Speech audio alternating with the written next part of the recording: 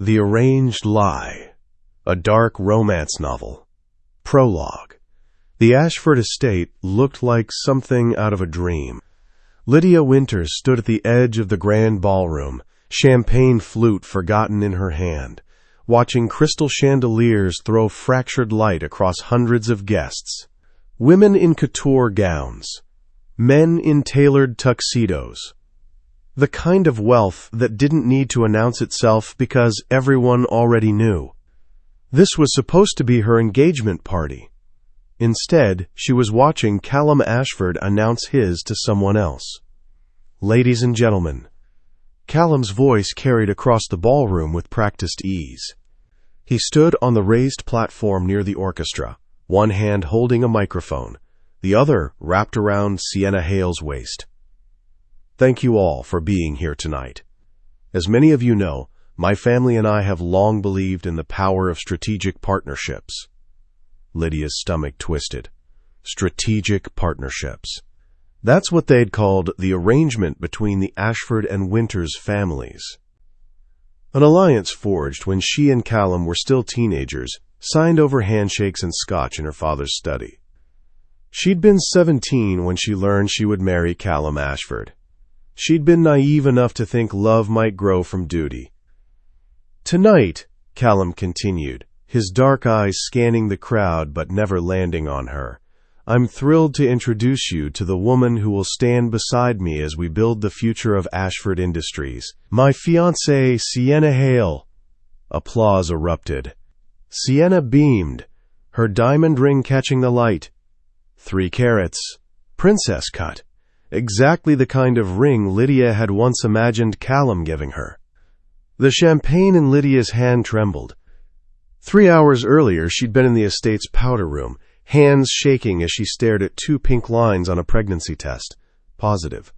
She'd known for days something was wrong. The nausea, the exhaustion, the way her body felt foreign. But seeing the confirmation had shattered something inside her. She'd called Marcus immediately. Her younger brother had picked up on the first ring, his voice groggy with sleep. "Lydia, it's 7 in the morning." "What?" "I'm pregnant." Silence. Then, "Does he know?" "No." Her voice cracked. "He's announcing his engagement tonight, to Sienna."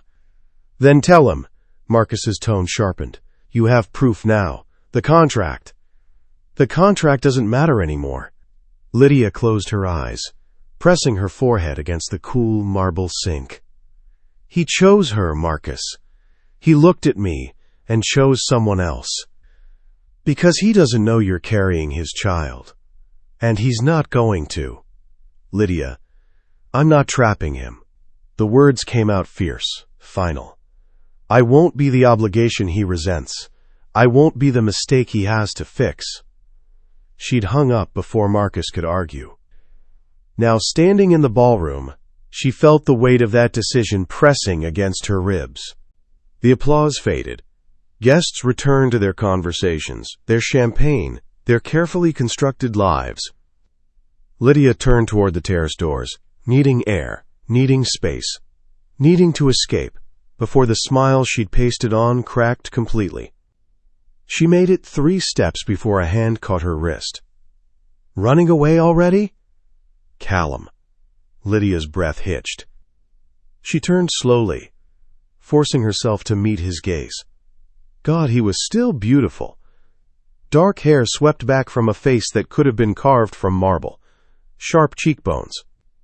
A jaw that could cut glass. Eyes the color of storm clouds. Gray and depthless, and currently narrowed with something she couldn't quite read. "Congratulations," she managed, her voice steadier than she felt. "Sienna seems lovely." "She is."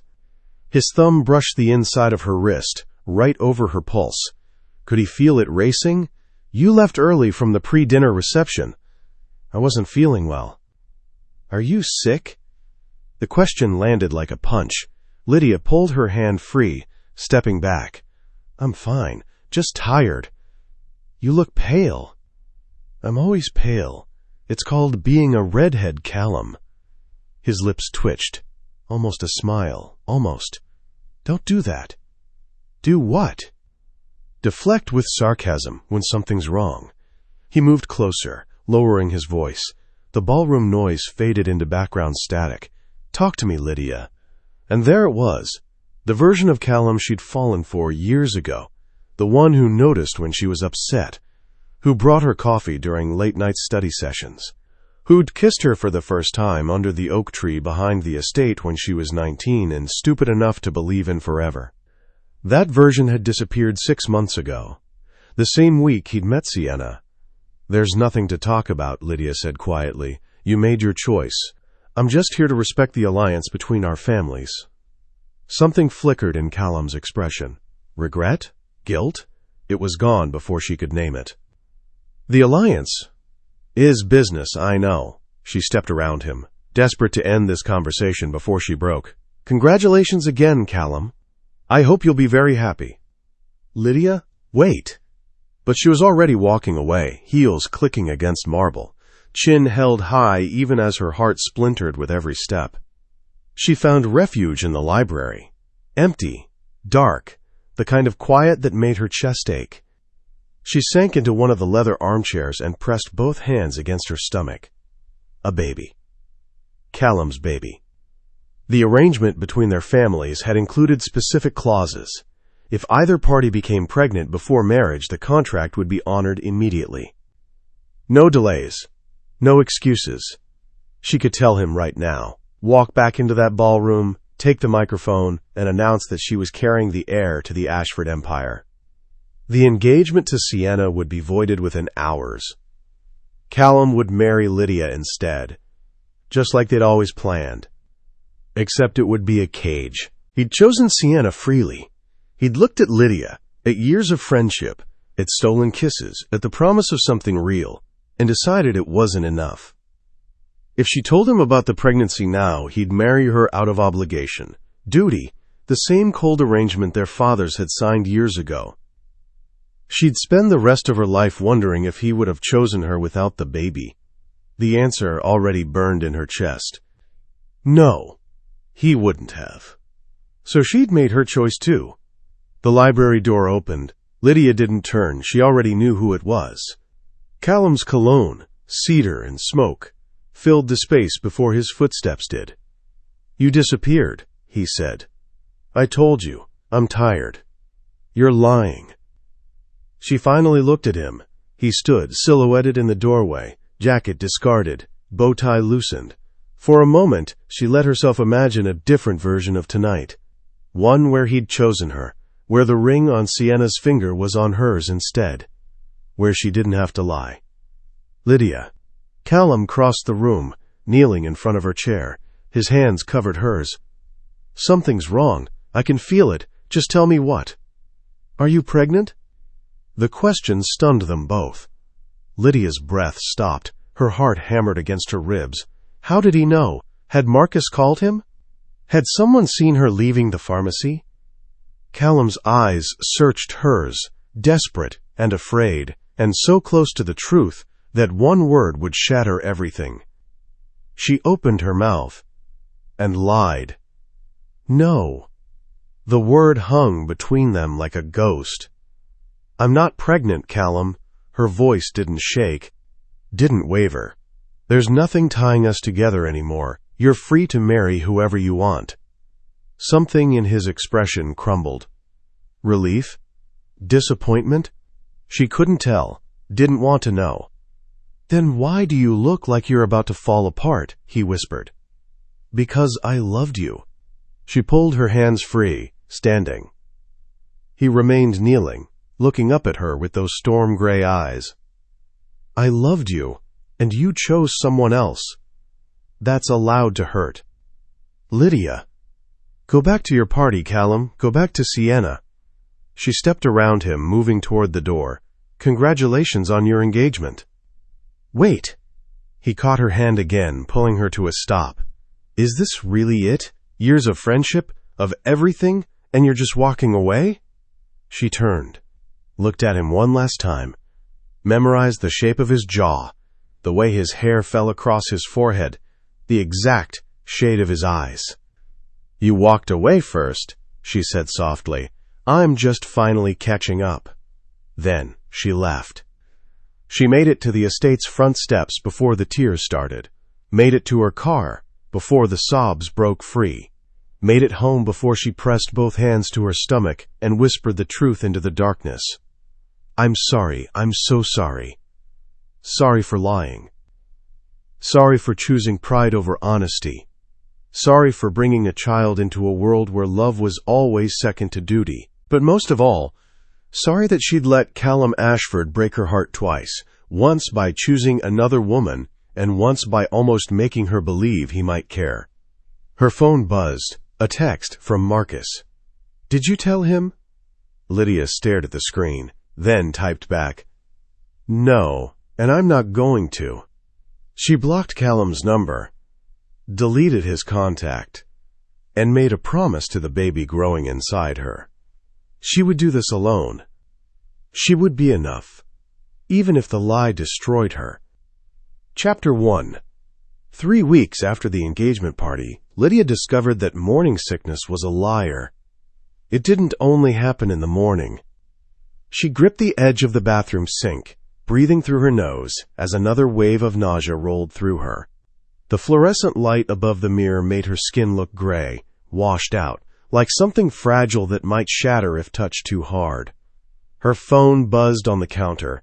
"Marcus, again. Are you still planning to do this alone?" She ignored it. The nausea passed. Lydia straightened, reaching for her toothbrush. Her reflection stared back. Dark circles under green eyes, red hair pulled into a messy knot, a Yale sweatshirt that used to belong to Callum years ago before everything fell apart. She should throw it out. She wouldn't. Her hand drifted to her stomach, still flat, still hiding the truth. 10 weeks now. The OB/GYN had given her pamphlets, vitamin recommendations, warnings about high-risk pregnancies. Lydia had nodded through all of it, signed the HIPAA forms with shaking hands, and walked out of the clinic feeling like she was drowning. No one could know. Not her father, who would use the pregnancy to resurrect the arrangement with the Ashfords. Not Eleanor Ashford, who would demand custody before the baby was even born. And especially not Callum. Callum, who'd sent 17 texts in the past 3 weeks, all unanswered. Callum, who'd shown up at her apartment twice before she threatened to call security. Callum, who looked at her like he knew she was lying, but couldn't figure out what about. Her phone buzzed again. This time, it wasn't Marcus. "Meeting at 2 p.m. Winters and Ashford Quarterly Review. Your father insists you attend. Eleanor." Lydia's stomach dropped. Quarterly reviews were supposed to be handled by the CFOs. The fact that Eleanor was summoning her personally meant one thing. They knew something was wrong. The arrangement between the families had included clauses about transparency, about maintaining the alliance even if the marriage didn't happen. Canceling wasn't an option. Running would only make things worse. Lydia typed back, "I'll be there." She had 4 hours. The Ashford Industries headquarters occupied the top 15 floors of a glass tower in downtown Manhattan. Lydia had been here 100 times, for dinners, for galas, for meetings when she and Callum were still pretending their arrangement might work. Now, stepping into the lobby, she felt like an intruder. The receptionist, a woman named Claire who'd always smiled at Lydia with genuine warmth, barely looked up. "Conference room 42A, 14th floor." "Thank you." Lydia took the elevator alone. Her reflection in the mirrored walls showed someone put together. Tailored black dress, heels that added 3 inches. Makeup carefully applied to hide the exhaustion. She looked like the woman she used to be. She felt like a stranger. The elevator doors opened, and Callum was waiting. He stood in the hallway, hands in his pockets, dark suit perfectly tailored. His hair was slightly disheveled, like he'd been running his hands through it. The expression on his face was unreadable, somewhere between relief and frustration. "Lydia." "Callum." She stepped out, keeping her voice neutral. "Professional. I didn't know you'd be here." "My mother didn't tell you?" Something flickered in his eyes. "She told me you confirmed." Of course, Eleanor had orchestrated this. "It's a quarterly review," Lydia said, moving past him toward the conference room. "I assumed it would just be the CFOs." "It should be." Callum fell into step beside her. "But my mother has decided that family matters require family presence." "We're not family. Our companies are." Lydia stopped walking, turned to face him. This close, she could smell his cologne, the same cedar and smoke scent that used to cling to his shirts when she borrowed them. The same scent that had surrounded her the last time they'd been alone together, in the library, when he'd almost discovered the truth. "What do you want, Callum?" "To talk." "We have nothing to talk about. You've been avoiding me for 3 weeks. You're engaged to someone else," Lydia said quietly. "What exactly did you expect?" His jaw tightened. "I expected honesty." The word landed like a slap. Lydia's hand instinctively pressed against her stomach, just for a second, barely noticeable. But Callum's gaze dropped immediately, tracked the movement. His eyes narrowed. She forced her hand back to her side. "I've been nothing but honest," she lied. "Then why do you look like you're about to run every time I get close?" "Maybe because you chose someone else and I'm trying to respect that." "Respect?" He laughed, but there was no humor in it. "You blocked my number, Lydia. You threatened to call security when I came to your apartment. That's not respect. That's avoidance. And you showing up uninvited isn't stalking? I'm worried about you." "Don't be." She stepped around him, moving toward the conference room. "I'm fine." "You're lying." She stopped, didn't turn around. "You've been lying since the engagement party," Callum continued, his voice dropping. "I know you, Lydia. I've known you since you were 17. And something is wrong." Her throat tightened. She wanted to scream at him, wanted to tell him exactly what was wrong, that she was carrying his child, and terrified and exhausted and so goddamn angry that he'd chosen Sienna without even fighting for what they had. But she couldn't, because if she told him, he'd marry her out of obligation, and she'd spend the rest of her life wondering if he ever would have chosen her on his own. "Conference room," she said instead. "We're going to be late." The quarterly review was a nightmare. Eleanor Ashford sat at the head of the table, immaculate as always in a cream suit that probably cost more than Lydia's rent. Across from her sat Richard Winters, Lydia's father, looking equally polished and equally cold. The CFOs presented numbers, growth projections, market analyses. Lydia barely heard any of it. She could feel Callum watching her from across the table. Every time she glanced up, his eyes were on her, searching, questioning. "Which brings us to the matter of succession planning," Eleanor was saying. Lydia's attention snapped back. "Succession planning?" Richard frowned. "That wasn't on the agenda." "It should have been." Eleanor's gaze swept the room, landing on Lydia and Callum in turn. "The arrangement between our families was built on the assumption of a merger, both corporate and personal. Now that the personal aspect has shifted, we need to discuss how that affects the corporate structure." Callum's expression hardened. "Mother, the Ashford-Winters alliance has always been about securing the next generation," Eleanor continued, ignoring her son.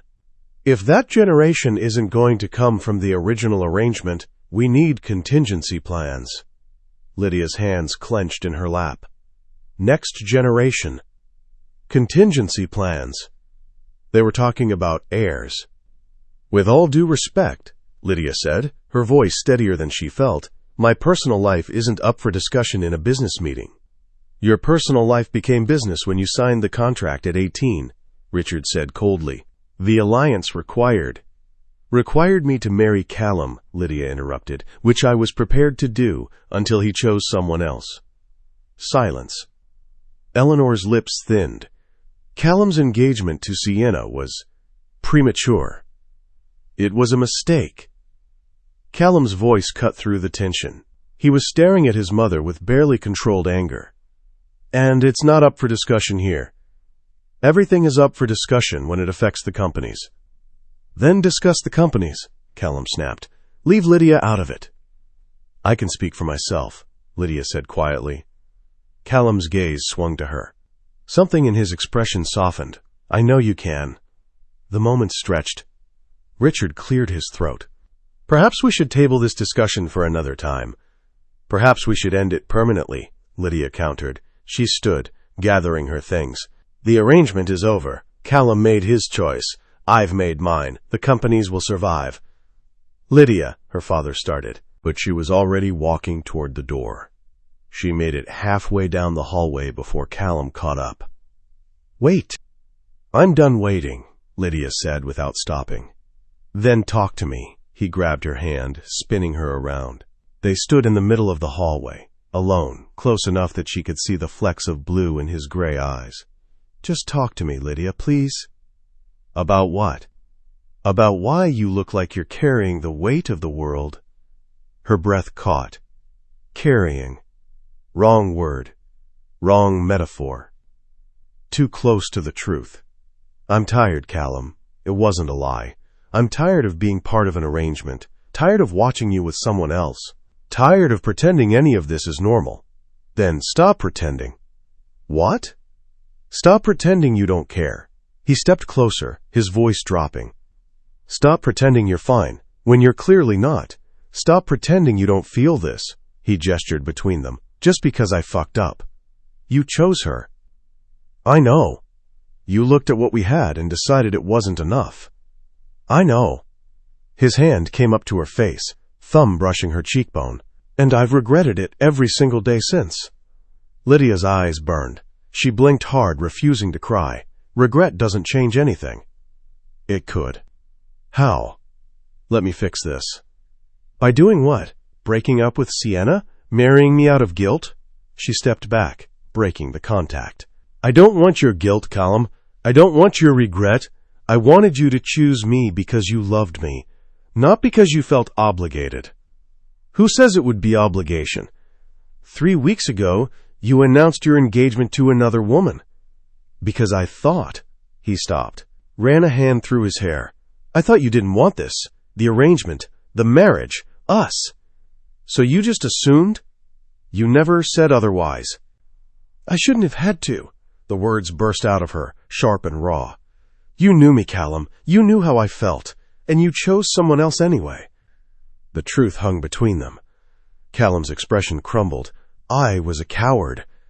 Yes, you were. I'm sorry. Sorry doesn't erase what happened. Then what will? He moved closer again, desperate now. Tell me what to do, Lydia. Tell me how to fix this. She wanted to tell him everything. Wanted to grab his hand and press it against her stomach and say, this is your child and I'm terrified and I need you. But she couldn't, because he'd chosen Sienna, and no amount of regret would change that. Go back to your fiancé, Lydia said quietly, and let me go. I can't. You have to. Lydia. Her phone buzzed. She glanced down. OB appointment reminder. Thursday, 3 p.m. Confirm? She shoved the phone back in her purse, but not before Callum's eyes tracked the movement. His brow furrowed. What was that? Nothing. Lydia. I have to go. She turned and walked away. This time, he didn't follow. Lydia made it to her car before the tears started. She sat in the parking garage, hands gripping the steering wheel, shoulders shaking. The pregnancy hormones made everything worse. Every emotion felt amplified, raw, impossible to control. Her phone buzzed again. Marcus, how did it go? Lydia, I almost told him. Marcus, almost? Lydia, he said he regrets choosing Sienna. Marcus, and? Lydia, and regret isn't love. The 3 dots appeared, then disappeared. Finally, you can't do this alone forever. Lydia stared at the message. She knew Marcus was right. Eventually the pregnancy would show. Eventually people would ask questions. Eventually the truth would come out. But not yet. Not while Callum was still engaged to someone else. Not while she could still pretend she had a choice. Her hand pressed against her stomach. I'm sorry, she whispered. I'm so sorry. The baby didn't answer. But somewhere deep inside, Lydia felt the weight of the lie growing heavier. And she knew, with a certainty that made her chest ache, that silence had a price. She just wasn't sure how much longer she could afford to pay it. Chapter 2. The rumor started 48 hours after the quarterly review. Lydia was in her office, a converted spare bedroom in her apartment that overlooked a tree-lined street in Brooklyn, when her phone exploded with notifications. LinkedIn messages, emails from former colleagues, 3 missed calls from Marcus. She picked up on the 4th. "Have you seen it?" Marcus didn't bother with hello. "Seen what?" "Page 6. Lydia's stomach dropped. She pulled up the gossip site on her laptop, and there it was, halfway down the homepage. Trouble in paradise? Ashford Air spotted with ex-fiancé amid wedding planning chaos. Below the headline sat a photo, Lydia and Callum in the Ashford Industries hallway, his hand on her face, her eyes closed. The angle made it look intimate, romantic, like they were about to kiss. "Lydia?" Marcus's voice cut through her spiraling thoughts. "You still there? Where did they get this?" Security cameras, probably. Or someone with a vendetta. He paused. "The question is, what are you going to do about it?" Lydia stared at the photo. At Callum's expression, raw and desperate, and nothing like the composed CEO the world usually saw. At her own face, vulnerability etched into every line. "Nothing," she said quietly. "Nothing? It's gossip, Marcus. It'll blow over. Not if Sienna sees it." "Then that's Callum's problem." Lydia closed the laptop. "I have work to do. You can't just—" "I have 3 client presentations this week, a baby growing inside me that makes me nauseous every morning, and approximately 0 emotional bandwidth for Callum Ashford's mess." Her voice cracked. "So yes, I can just ignore it." Marcus was quiet for a long moment. "I'm coming over," he finally said. "Marcus." But he'd already hung up. Marcus showed up 20 minutes later with takeout from Lydia's favorite Thai place and a look that said he wasn't leaving until they talked. "You can't keep doing this," he said, unpacking containers of pad thai and spring rolls on her kitchen counter. "Doing what?" "Running, hiding, pretending you're fine when you're clearly falling apart." Lydia grabbed a fork, stabbing at the noodles without eating.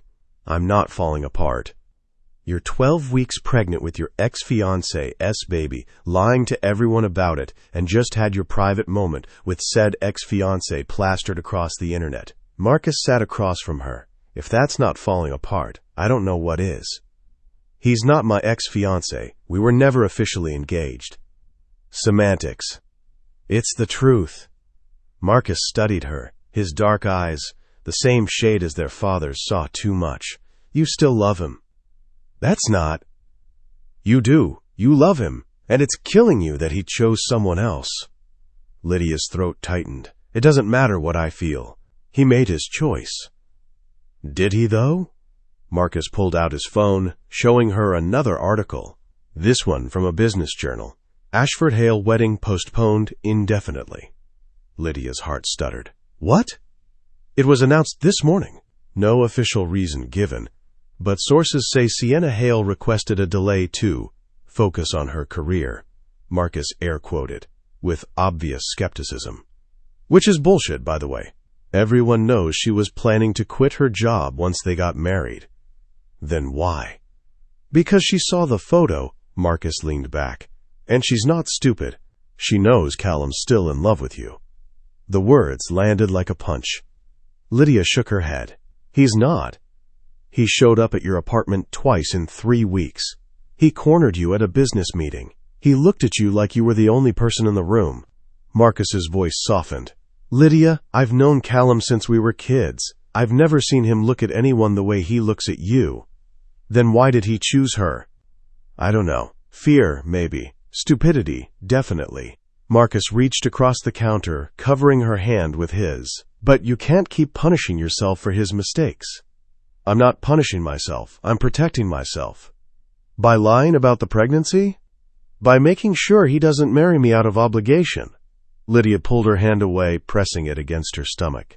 If I tell him now, especially now with the wedding postponed, he'll think I'm manipulating him, using the baby to get him back. Are you? No. The word came out fierce, final. I want him to choose me because he loves me, not because I'm carrying his child. Marcus sighed. You realize that's impossible, right? He can't choose you if he doesn't know about the baby. And once he finds out, and he will find out, Lydia, he's going to be furious that you kept it from him. I know. So what's your plan? Hide the pregnancy forever? Raise the baby alone? Never tell Callum he has a child? Lydia's eyes burned. She blinked hard. I don't have a plan, Marcus. I'm just trying to survive each day without falling apart. The admission hung between them. Marcus stood, moving around the counter to pull her into a hug. Lydia collapsed against him, shoulders shaking with sobs she'd been holding in for weeks. I'm scared, she whispered. I know. What if I can't do this alone? You won't have to, Marcus pulled back, meeting her eyes. I'm here. Mom would want me to be here. And when you're ready, when you decide to tell Callum, I'll be there for that too. What if I'm never ready? Then we'll figure it out. He wiped a tear from her cheek.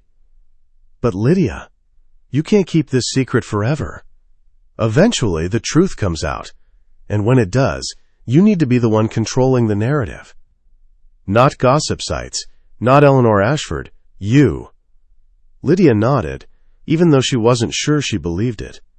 Some truths, once spoken, couldn't be taken back. And she wasn't ready for that kind of permanence yet. The next morning, Lydia woke to her doorbell ringing. She stumbled out of bed, pulling on a robe over her pajamas. The nausea hit immediately. She made it to the bathroom just in time, retching into the toilet, until there was nothing left. Morning sickness was a cruel joke. The doorbell rang again. Coming, she called weakly, rinsing her mouth and stumbling toward the door. She checked the peephole and froze. Sienna Hale stood in the hallway, immaculate in a camel coat and designer heels, her blonde hair swept into a perfect chignon. Lydia's first instinct was to pretend she wasn't home. But Sienna knocked again. Lydia, I know you're there. I can hear you breathing. Shit. Lydia unlocked the door, opening it just wide enough to block her body from view. Sienna, this is unexpected. Can I come in? Now's not really a good time. I saw the photo. Sienna's blue eyes were sharp, assessing. We need to talk. There's nothing to talk about.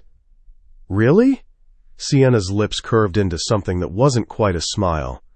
Because from where I'm standing, you and my fiancé look very cozy in that hallway. Ex-fiancé, Lydia corrected before she could stop herself. The wedding's postponed, isn't it? Sienna's expression tightened. Temporarily. Right. Temporarily. They stared at each other. Sienna broke first. Let me in, Lydia, please. I'm not here to fight. Against her better judgment, Lydia stepped aside. Sienna walked into the apartment with the confidence of someone used to getting what she wanted.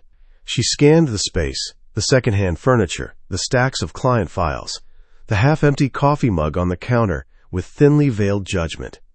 Nice place, she said, in a tone that meant the opposite. What do you want, Sienna? The truth. Sienna turned, crossing her arms. Are you sleeping with Callum? No. Are you in love with him? Lydia's throat tightened. That's none of your business. It is when he's supposed to marry me. Sienna's voice rose. Do you have any idea what it's like? Watching him look at you the way he's supposed to look at me? Knowing that no matter what I do, I'll never be his first choice. Then why are you marrying him? Because I love him. The confession came out raw, vulnerable. I know you think I'm just some social climber, using him for his money and connections. And maybe that's how it started. But somewhere along the way, I actually fell for him. Lydia's chest ached. She recognized the pain in Sienna's voice because she'd felt it herself. The agony of loving someone who couldn't love you back the same way. "I'm not sleeping with Callum," Lydia said quietly. "I haven't spoken to him since the quarterly review, and I have no intention of interfering in your relationship." "But you want to. What I want doesn't matter." "Doesn't it?" Sienna stepped closer. "You had him first. You were supposed to marry him. The arrangement between your families is over." Lydia's voice hardened. "Callum chose you. I respected that choice. What happened in that hallway was a moment, nothing more. A moment that got photographed and published on page 6. I didn't ask for that." "No, but you didn't exactly push him away either." Lydia's hands clenched. "You need to leave." "Not until you promise to stay away from him. I don't owe you any promises." "You owe me the courtesy of—" "I don't owe you anything." Lydia moved toward the door, opening it. "Callum made his choice when he proposed to you. If you're insecure about that, take it up with him, not me." Sienna's eyes narrowed. "There's something you're not telling me." Lydia's heart hammered. "I don't know what you mean." "You look different, tired, pale." Sienna's gaze dropped to Lydia's midsection, then back up. "Are you sick?" "I'm fine." "You don't look fine." "I said I'm fine." Lydia's voice rose. "Now please leave before I call security." For a long moment, Sienna didn't move. Then she walked to the door, pausing in the threshold. "He's going to figure it out, you know. Whatever you're hiding. Callum's not stupid." "There's nothing to figure out." "Keep telling yourself that." Sienna's smile was sharp.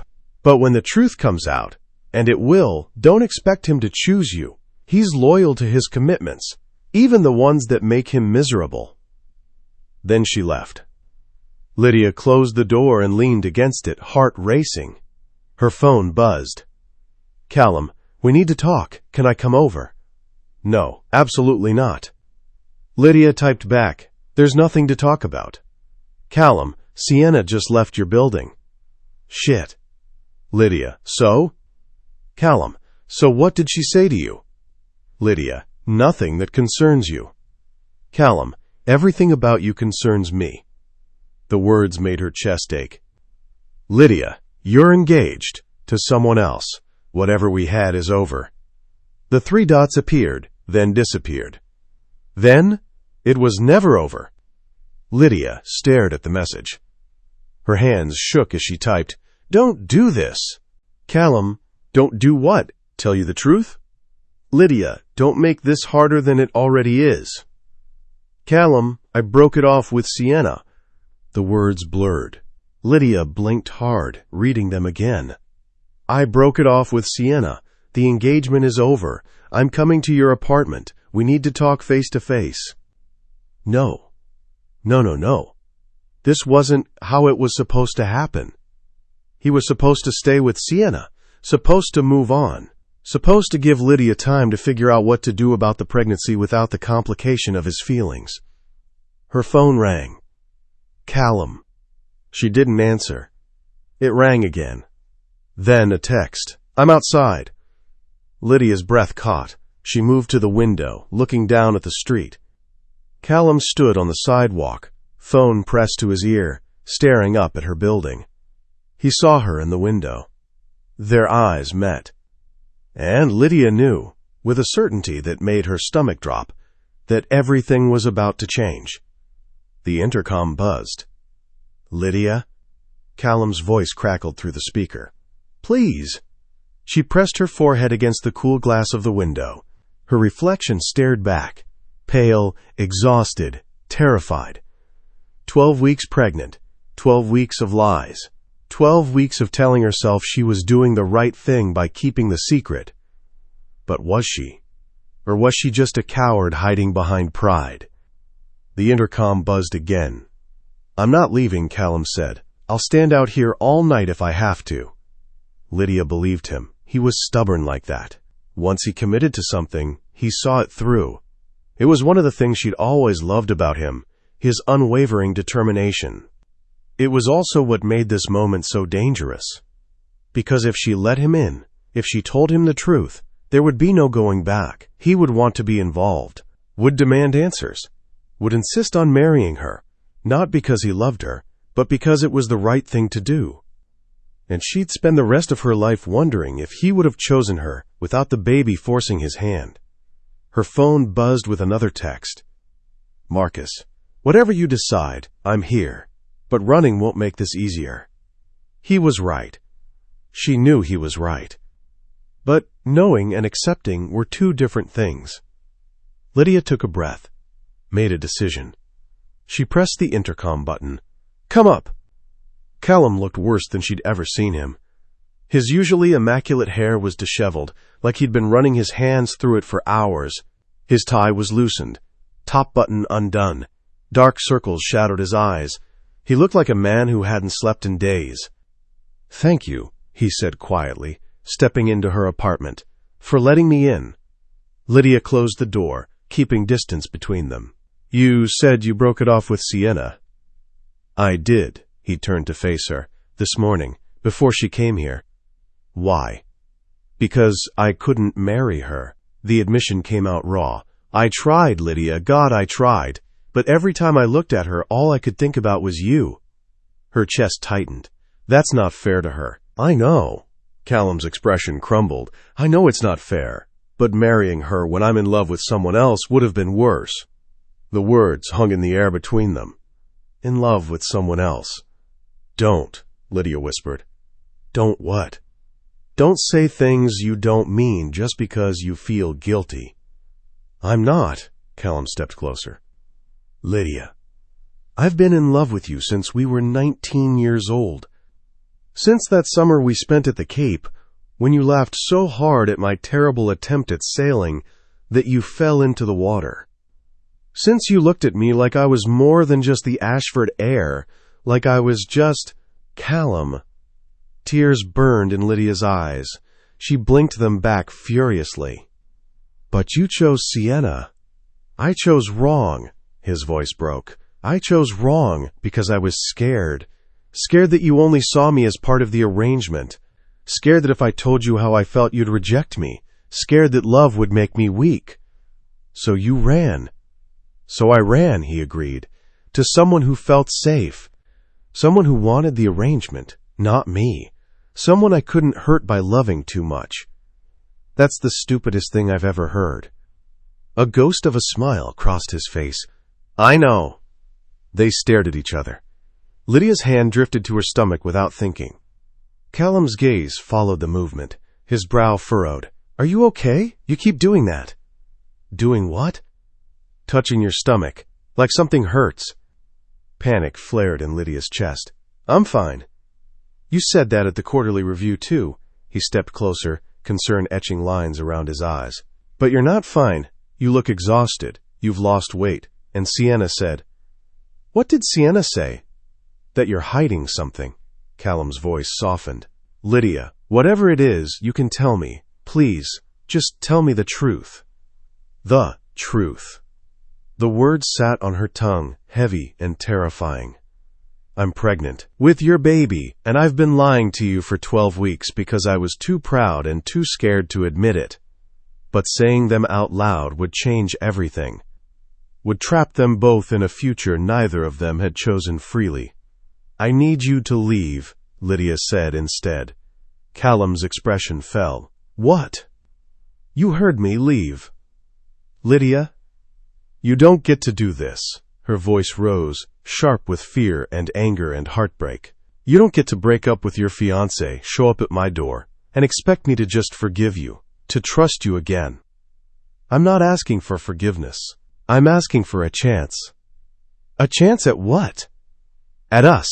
He moved closer, close enough that she could smell his cologne, see the flecks of blue in his gray eyes.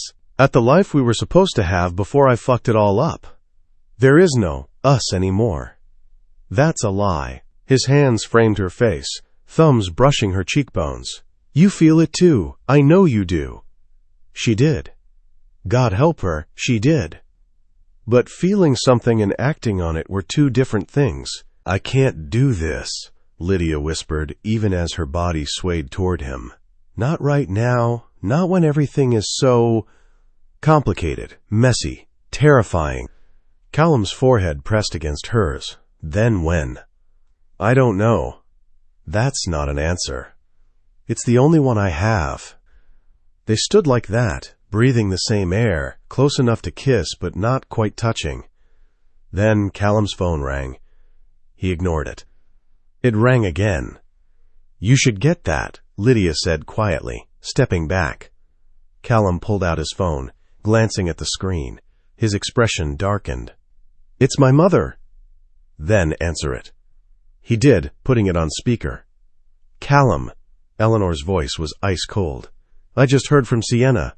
She said you broke off the engagement. I did. Without consulting me? It's my life, Mother. It's the family's reputation. Eleanor's tone sharpened. Do you have any idea what this looks like? Breaking an engagement weeks before the wedding? The press will have a field day. Let them. Callum. I don't love her. The words came out firm, final. I tried, but I can't marry someone I don't love. Silence on the other end. Then, this is about Lydia Winters, isn't it? Callum's gaze found Lydia's. Yes. Then you're a fool. Eleanor's voice turned vicious. That girl has been stringing you along for years, using you for the family connection while refusing to commit. That's enough, Callum snapped. It's the truth. If she wanted you, she would have said yes when you proposed years ago. Instead, she made excuses, delayed. And now you've thrown away a perfectly good match for someone who doesn't even want you.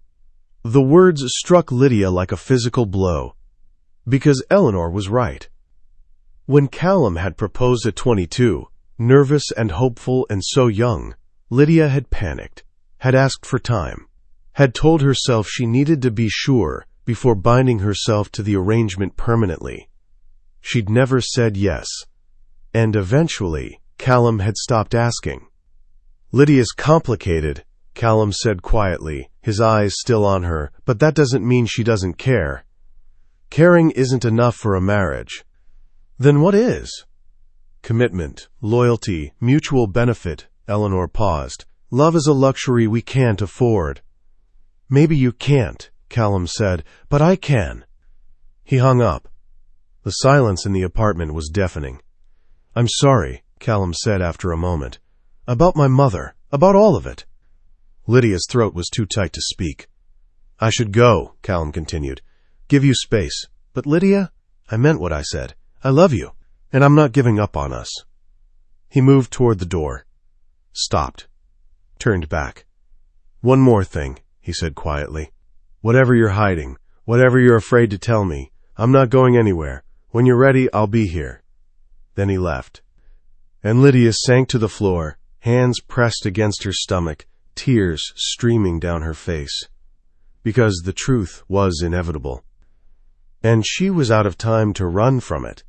Chapter 3. The OBGYN's office was on the third floor of a medical building in Midtown, sandwiched between a dermatologist and a pediatric dentist. Lydia had chosen it specifically because it was far from her neighborhood, far from anywhere she might run into someone who knew her.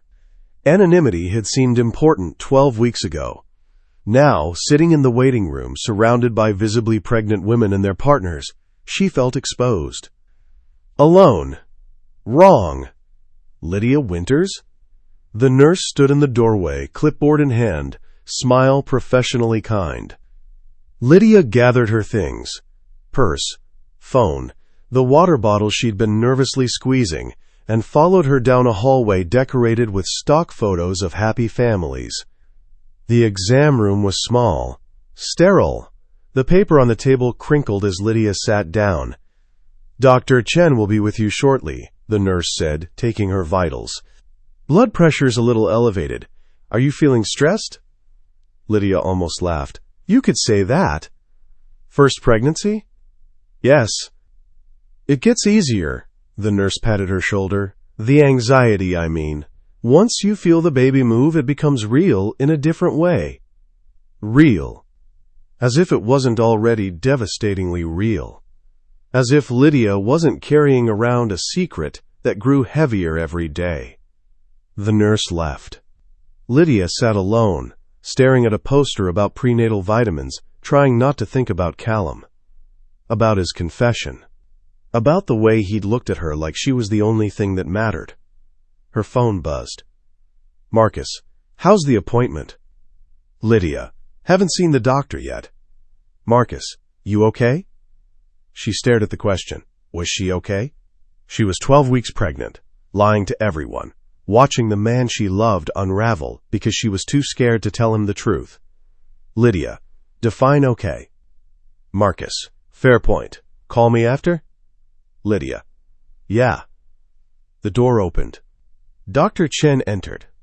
A woman in her 50s with kind eyes and salt and pepper hair pulled back in a neat bun. She smiled, extending her hand. Lydia, good to see you again. How are you feeling? Tired, nauseous, emotional, Lydia tried to smile. So, pretty normal, I guess? All very normal for 12 weeks. Dr. Chen pulled up Lydia's chart on the computer. Let's do an ultrasound today, check on the baby's development. Sound good? Lydia's throat tightened. Okay. The ultrasound machine was wheeled over. Lydia lay back on the exam table, lifting her shirt to expose her still flat stomach. The gel was cold, the wand pressed against her skin. And then, a sound. Fast and rhythmic, like a tiny drum. There's the heartbeat, Dr. Chen said, smiling. Strong and healthy, 148 beats per minute. Lydia stared at the screen. At the small, bean-shaped form that was somehow a person, a life, her child. Callum's child. Tears blurred her vision. Everything looks perfect, Dr. Chen continued, taking measurements. Baby's measuring right on track. Due date still looks like late September. September. 6 months away. 6 months to figure out how to tell Callum. 6 months of carrying this secret alone. Do you want to know the sex? Dr. Chen asked. We can usually tell around 18 to 20 weeks, but some parents prefer to wait.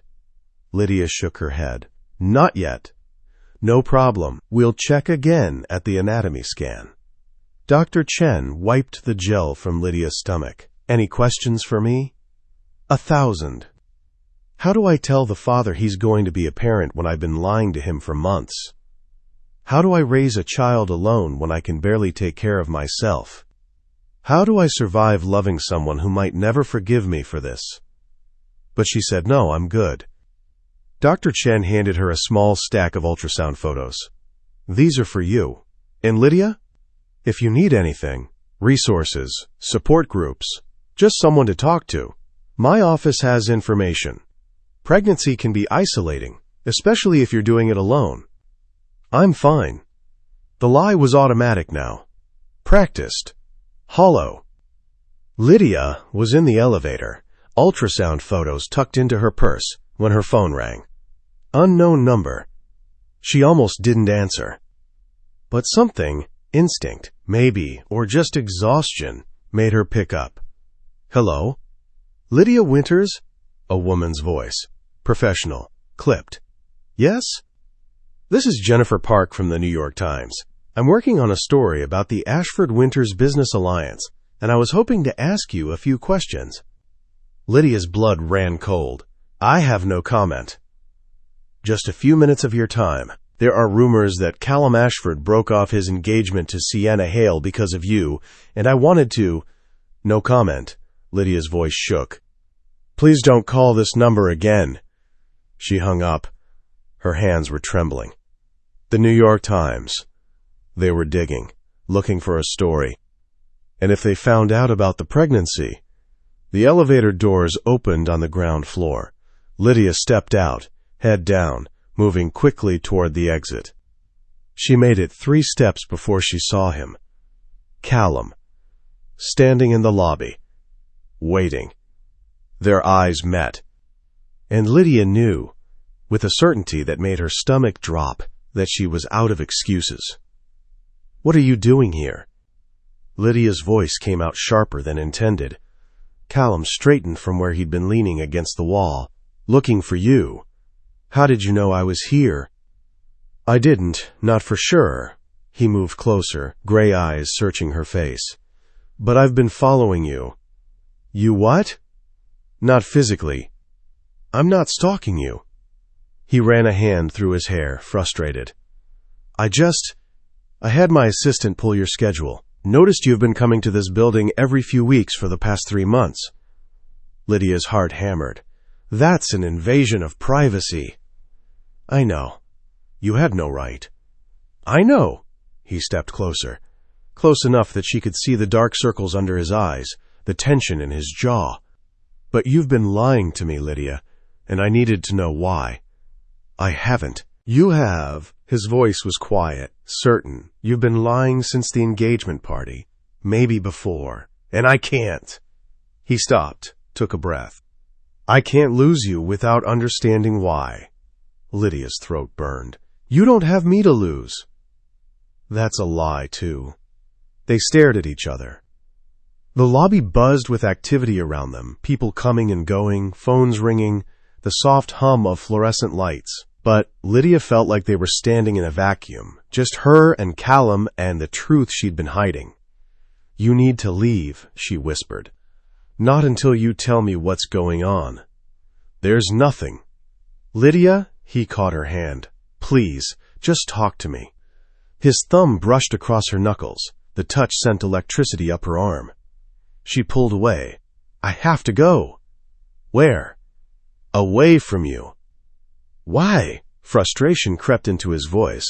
What did I do that was so unforgivable you can't even look at me anymore? You chose someone else. The words burst out, loud enough to make a passing nurse glance their way. Lydia lowered her voice. You chose Sienna. You announced your engagement in front of hundreds of people. You looked at me and you chose her. I know, Callum's expression crumbled. God, I know, and I'm sorry, I'm so fucking sorry, Lydia, but I broke it off. I chose wrong, and I fixed it. You can't just fix this. Then what do you want me to do? I want you to leave me alone. I can't. Why not? Because I love you. The confession came out raw, desperate. Because I've loved you for 10 years, and I was too scared to say it. Too scared to choose you when it mattered. But I'm choosing you now, Lydia. I'm here. I'm not going anywhere. Tears burned in Lydia's eyes. She wanted to believe him, wanted to fall into his arms and tell him everything. But the weight of the secret pressed against her ribs like a stone. You don't know what you're saying, she whispered. Yes, I do. You don't know, her voice cracked. There are things you don't know about me. Things that would change everything. Like what? The question hung in the air. Lydia's hand drifted to her purse, to the ultrasound photos hidden inside. This was it. The moment. Tell him or walk away. Choose honesty or continue the lie. Her mouth opened. And then, Lydia, a new voice. Female, familiar. Lydia turned, and her blood turned to ice. Eleanor Ashford stood 10 feet away, impeccably dressed in a navy suit, her expression carefully neutral, but her eyes, sharp and assessing, tracked between Lydia and Callum with the precision of a sniper. Eleanor. Lydia's voice sounded foreign to her own ears. What a coincidence, Eleanor said, though her tone suggested it was anything but. Running into you here. I was just leaving. Were you? Eleanor's gaze dropped to the building directory on the wall, to the 3rd floor, to the list of medical offices, including OB/GYN. The silence stretched. Callum looked between them, confusion giving way to suspicion. Mother, what are you doing here? I could ask you the same question. Eleanor's eyes never left Lydia. Though I suspect I know the answer. Lydia's hands clenched around her purse strap. Eleanor knew. Or suspected. Either way, the game was over. Callum, Eleanor said quietly, could you give Lydia and me a moment alone? No. Callum's voice hardened. Whatever you need to say to her, you can say in front of me. It's private. I don't care. Callum. No. He moved closer to Lydia. Protective. You don't get to corner her. Whatever this is, we'll deal with it together. Eleanor's expression flickered. Surprise, then calculation, then something that might have been respect. Very well. She turned her full attention to Lydia. I had lunch with Sienna yesterday. She mentioned you looked unwell when she visited your apartment. Said you were pale, nauseous. A pause. She wondered if you might be pregnant. The words detonated like a bomb. Callum went completely still. Lydia's vision blurred at the edges. I told her she was being ridiculous, Eleanor continued, her voice clinical.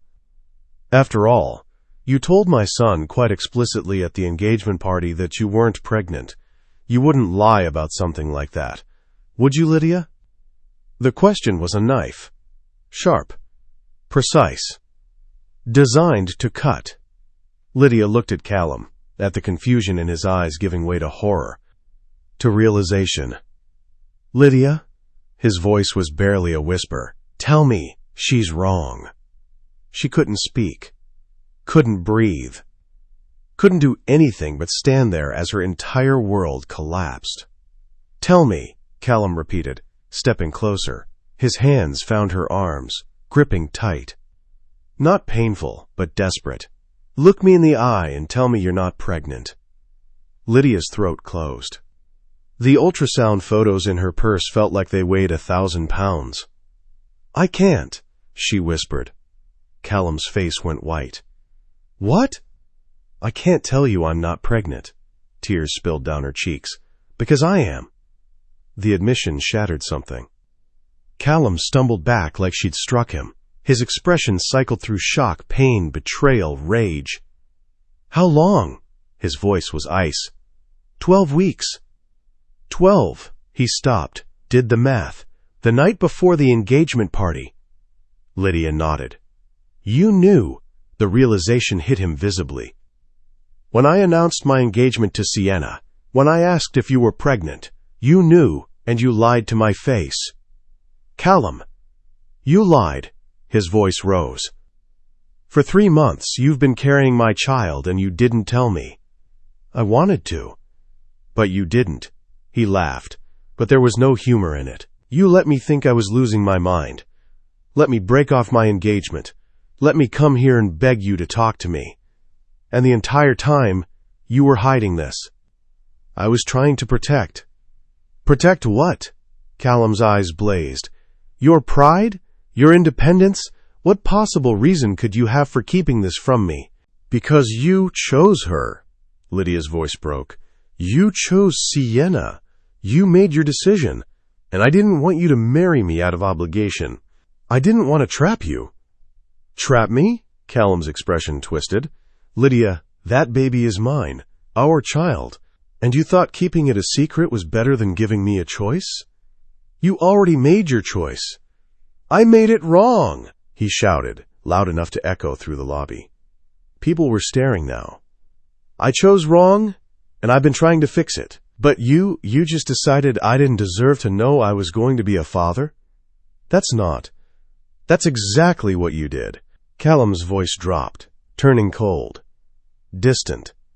You looked me in the eye and lied, multiple times, about the most important thing in both our lives. Eleanor, who'd been watching in silence, finally spoke. Perhaps we should take this conversation somewhere more private. Neither Lydia nor Callum acknowledged her.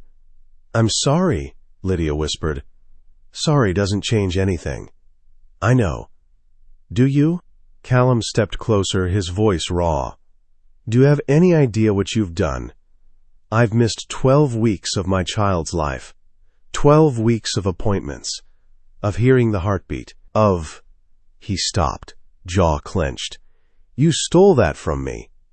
The words struck like physical blows. Because he was right. She had stolen it. Had chosen her pride over his right to know. I was scared, Lydia admitted. Of what? Of you marrying me because you had to, not because you wanted to.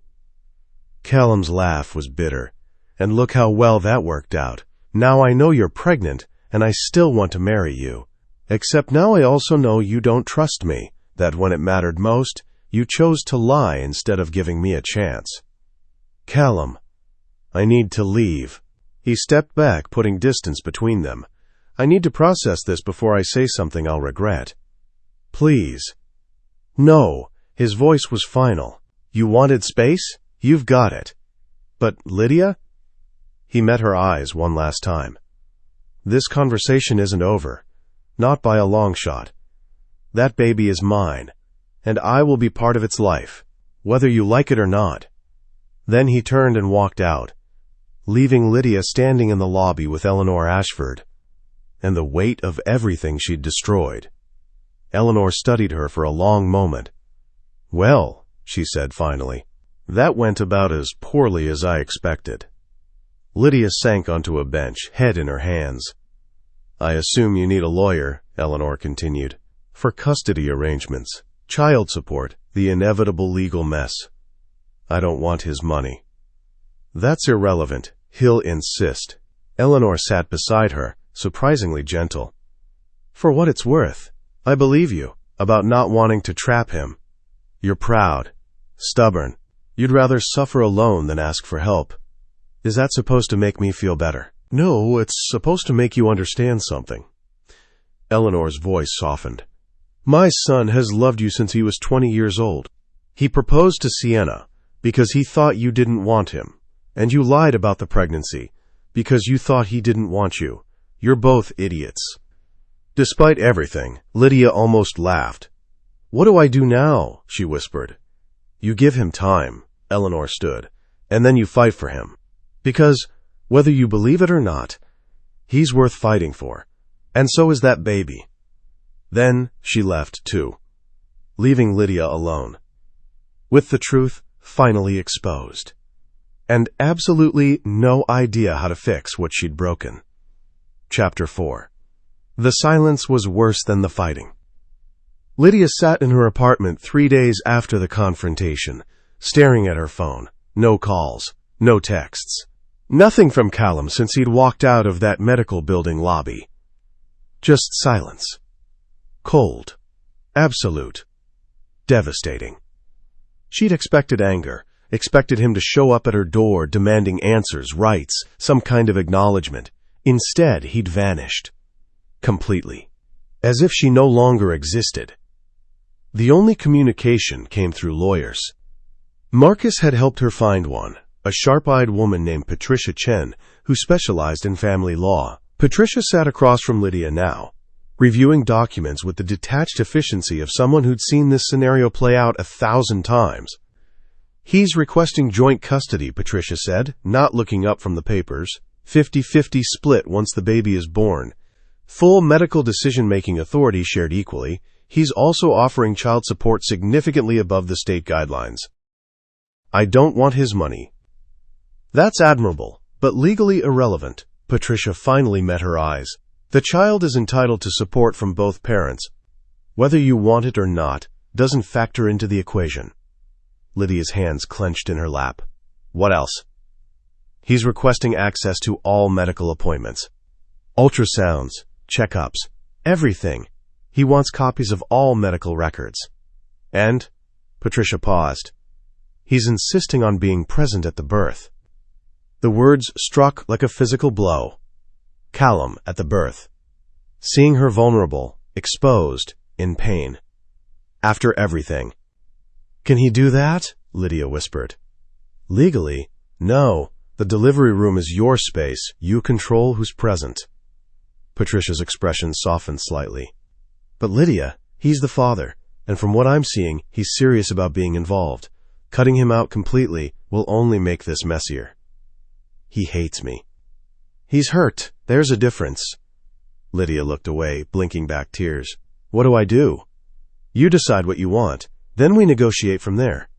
Patricia slid a document across the table. He sent this, a letter, for you, not me. Lydia stared at the envelope. White. Expensive paper. Callum's handwriting on the front. Neat, precise, familiar. She didn't open it. I need time, she said quietly. Take it. But, Lydia. Patricia stood, gathering her things. Don't take too long. The longer you wait, the harder this becomes, for both of you. After Patricia left, Lydia sat alone with the letter. She didn't open it that night, or the next day, or the day after that. Marcus found her on day 5, curled on her couch in the same clothes she'd worn yesterday, staring blankly at a muted television. "Jesus, Lydia." He crossed the room, taking in the state of her apartment.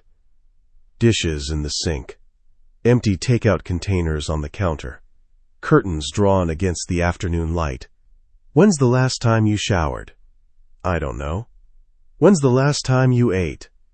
"This morning, maybe." Marcus sat beside her, concern etched into his features. "You can't do this to yourself." "Do what?" "Fall apart." He reached over, turning off the TV. "The baby needs you healthy, which means you need to eat, sleep, take care of yourself." "I'm trying." "No, you're not." His voice was gentle but firm. "You're punishing yourself. For lying to Callum, for the mess you created." "But Lydia, destroying yourself won't fix anything." She finally looked at him. "He won't talk to me." "I know. He sent everything through lawyers, like I'm nobody." "You're not nobody." Marcus squeezed her hand. "You're the mother of his child, and you hurt him. Badly. He needs time to process." "How much time?" "I don't know." Lydia's throat tightened. "What if he never forgives me? Then you figure out how to co-parent with someone who can't stand you." Marcus's bluntness was almost a relief. "It won't be ideal, but it's survivable." "I don't want to just survive." "Then fight." He stood, moving to the kitchen. "But you can't fight from the bottom of a depression spiral. So first you're going to eat. Then shower. Then we're going to talk about what you actually want." Lydia watched him rummage through her mostly empty fridge, pulling out eggs and bread. The normalcy of it, Marcus cooking in her kitchen like they were kids again, made her chest ache. "I opened the letter," she admitted quietly. Marcus paused. "And?" "He says he needs space. Time to figure out how to be a father to a child whose mother he can't trust." Ouch. "Yeah." Lydia pulled a throw blanket tighter around her shoulders. "He also says he's not abandoning the baby. That regardless of what happened between us, he'll be there. For every appointment I'll allow him at, every milestone, everything." "That's good, right?" "It's professional, clinical," her voice cracked. "He used to write me love letters, stupid, romantic things when we were younger, before the arrangement got complicated. This read like a business contract." Marcus cracked eggs into a pan. "What did you expect? You lied to him for 3 months about the most important thing in both your lives. He's protecting himself." "I know. So the question is, do you want him back?" Lydia was quiet for a long moment. "Yes," she finally whispered. "God help me, yes." "Then you need to earn back his trust." Marcus plated the eggs, bringing them to the couch. "And that starts with being honest. About everything." The next OB appointment was scheduled for Monday at 2 p.m. Lydia sent the information to Callum's lawyer on Friday. By Saturday morning, she had a response. "Mr. Ashford will attend. Please confirm the address and parking information." Nothing else. No acknowledgement that they'd be in the same room for the first time since the confrontation. No question about how she was feeling. Just professional courtesy. Lydia spent Sunday preparing. She picked out clothes that were comfortable but put together. Practiced what she'd say if he spoke to her. Rehearsed apologies she wasn't sure he'd accept. Monday came too fast. She arrived at the medical building 15 minutes early, anxious energy making it impossible to sit still.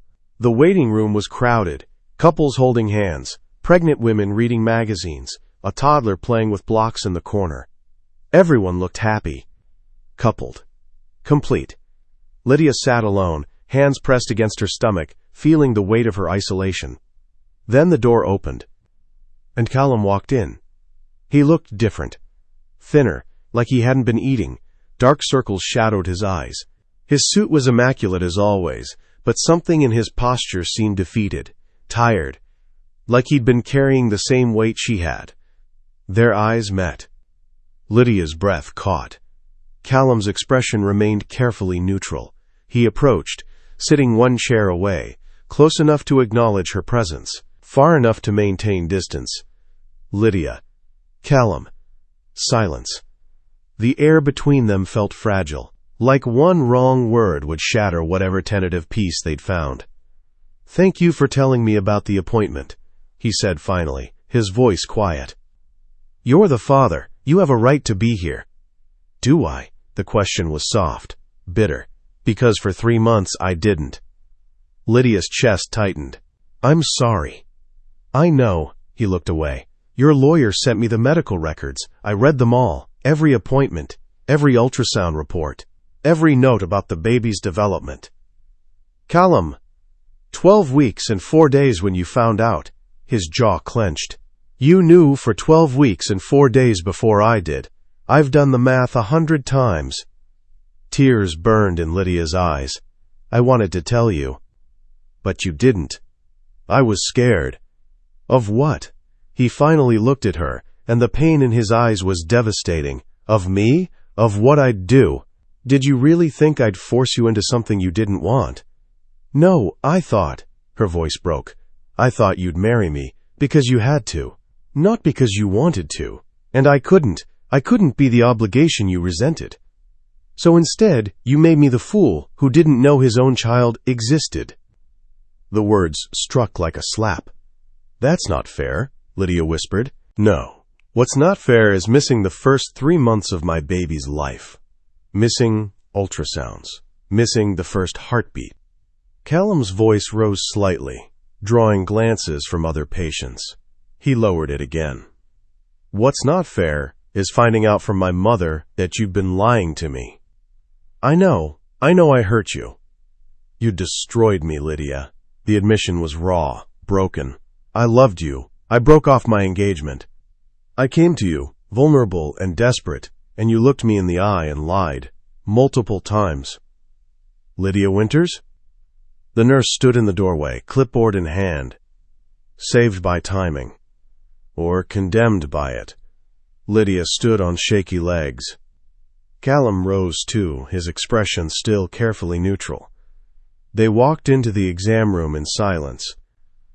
Dr. Chin was the same as always, professional, kind, efficient. "Good to see you again, Lydia," she glanced at Callum. "And you must be the father." Callum Ashford. He shook her hand, his CEO persona sliding into place. Polite, distant. Nothing like the broken man from the waiting room. "Nice to meet you. Let's take a look at the baby, shall we?" Lydia lay back on the exam table, lifting her shirt. The gel was cold against her skin, the wand pressed down. And there, the heartbeat. Fast and strong and undeniably real. Lydia's eyes filled with tears. She glanced at Callum. He stood frozen, staring at the screen, at the small, baby-shaped form moving on the monitor. His expression cycled through shock, awe, wonder. Then his eyes met hers, and for just a second, the anger fell away, replaced by something softer, something that looked like hope. "Everything looks perfect," Dr. Chen said, taking measurements. "Baby's growing right on track. Strong heartbeat at 145 BPM. Due date is still September 28th. September 28th. Callum repeated quietly, like he was committing it to memory. "Do you want to know the sex?" Dr. Chen asked. "We might be able to tell today if the baby cooperates." Lydia looked at Callum. He looked back. "What do you want?" she asked quietly. It was the first real question she'd asked him in weeks. Callum was quiet for a moment. "I want to know," he said finally, "but only if you do." It was a peace offering. Small, fragile, but real. "Okay," Lydia whispered. "Let's find out." Dr. Chen adjusted the wand, studying the screen.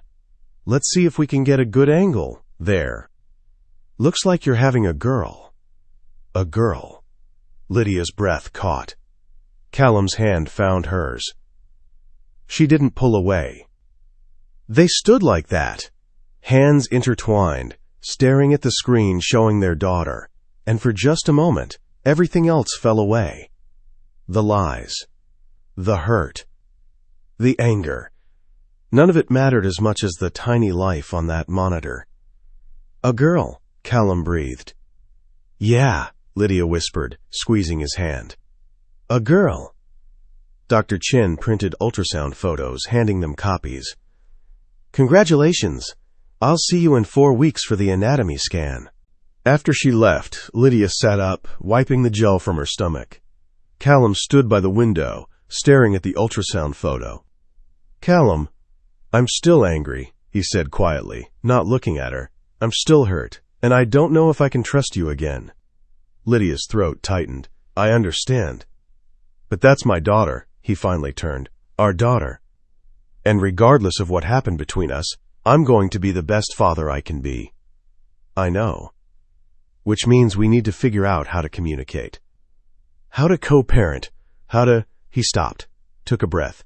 "How to be in the same room without destroying each other." "I want that too." "Do you?" He studied her. "Or do you just want me to forgive you so you don't have to feel guilty?" The question stung, because it was fair. "Both," Lydia admitted. "I want you to forgive me. But more than that, I want to prove I deserve forgiveness. I want to earn back your trust, even if it takes years." Callum's expression softened slightly. "Years," he repeated. "However long it takes." He was quiet for a long moment. "Then, I have a condition. Anything. No more lies." His voice was firm, final. "About anything. The baby, your health, your feelings.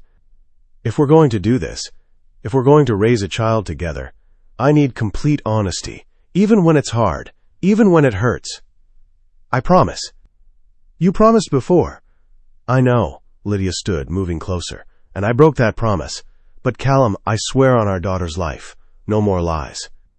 "About anything." He searched her face, looking for deception, for doubt, for any sign she wasn't serious. "Okay," he said finally. "We'll try. Not forgiveness. Not reconciliation. But a start." Lydia would take it. "Thank you," she whispered. Callum nodded, tucking the ultrasound photo carefully into his jacket pocket. Then he walked toward the door. Paused. Looked back. "For what it's worth," he said quietly, "I'm glad it's a girl. I hope she has your eyes." Then he left. And Lydia stood alone in the exam room, one hand pressed to her stomach, tears streaming down her face. Because it was the first kind thing he'd said to her in 2 weeks. And it gave her something she'd thought was lost forever. Hope. Chapter 5. The text came at 2:47 a.m. Lydia was awake. Insomnia and pregnancy hormones made sleep impossible most nights when her phone lit up on the nightstand. "Callum, are you awake?" She stared at the message. They'd been communicating regularly since the ultrasound appointment 2 weeks ago. Short, professional texts about doctor visits and baby preparations. Nothing personal. Nothing that acknowledged the history between them. This felt different. Lydia, yeah, can't sleep. Callum, me neither.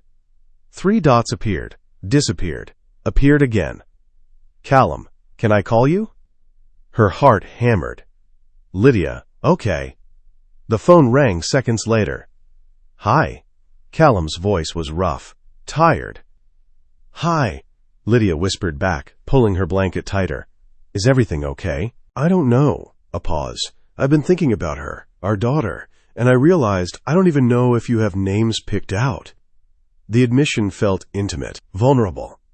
I have a list, Lydia said quietly, but nothing definite. She stopped. What? I wanted to choose with you, if you wanted to be involved in that. Silence on the other end. Then, I'd like that. Lydia's throat tightened. Yeah? Yeah. She heard movement, like he was shifting positions. What's on your list? Promise you won't laugh?" "I promise." Lydia reached for the notebook on her nightstand, filled with baby names, nursery ideas, things she'd been collecting alone for weeks. Charlotte, Emma, Sophia, Grace.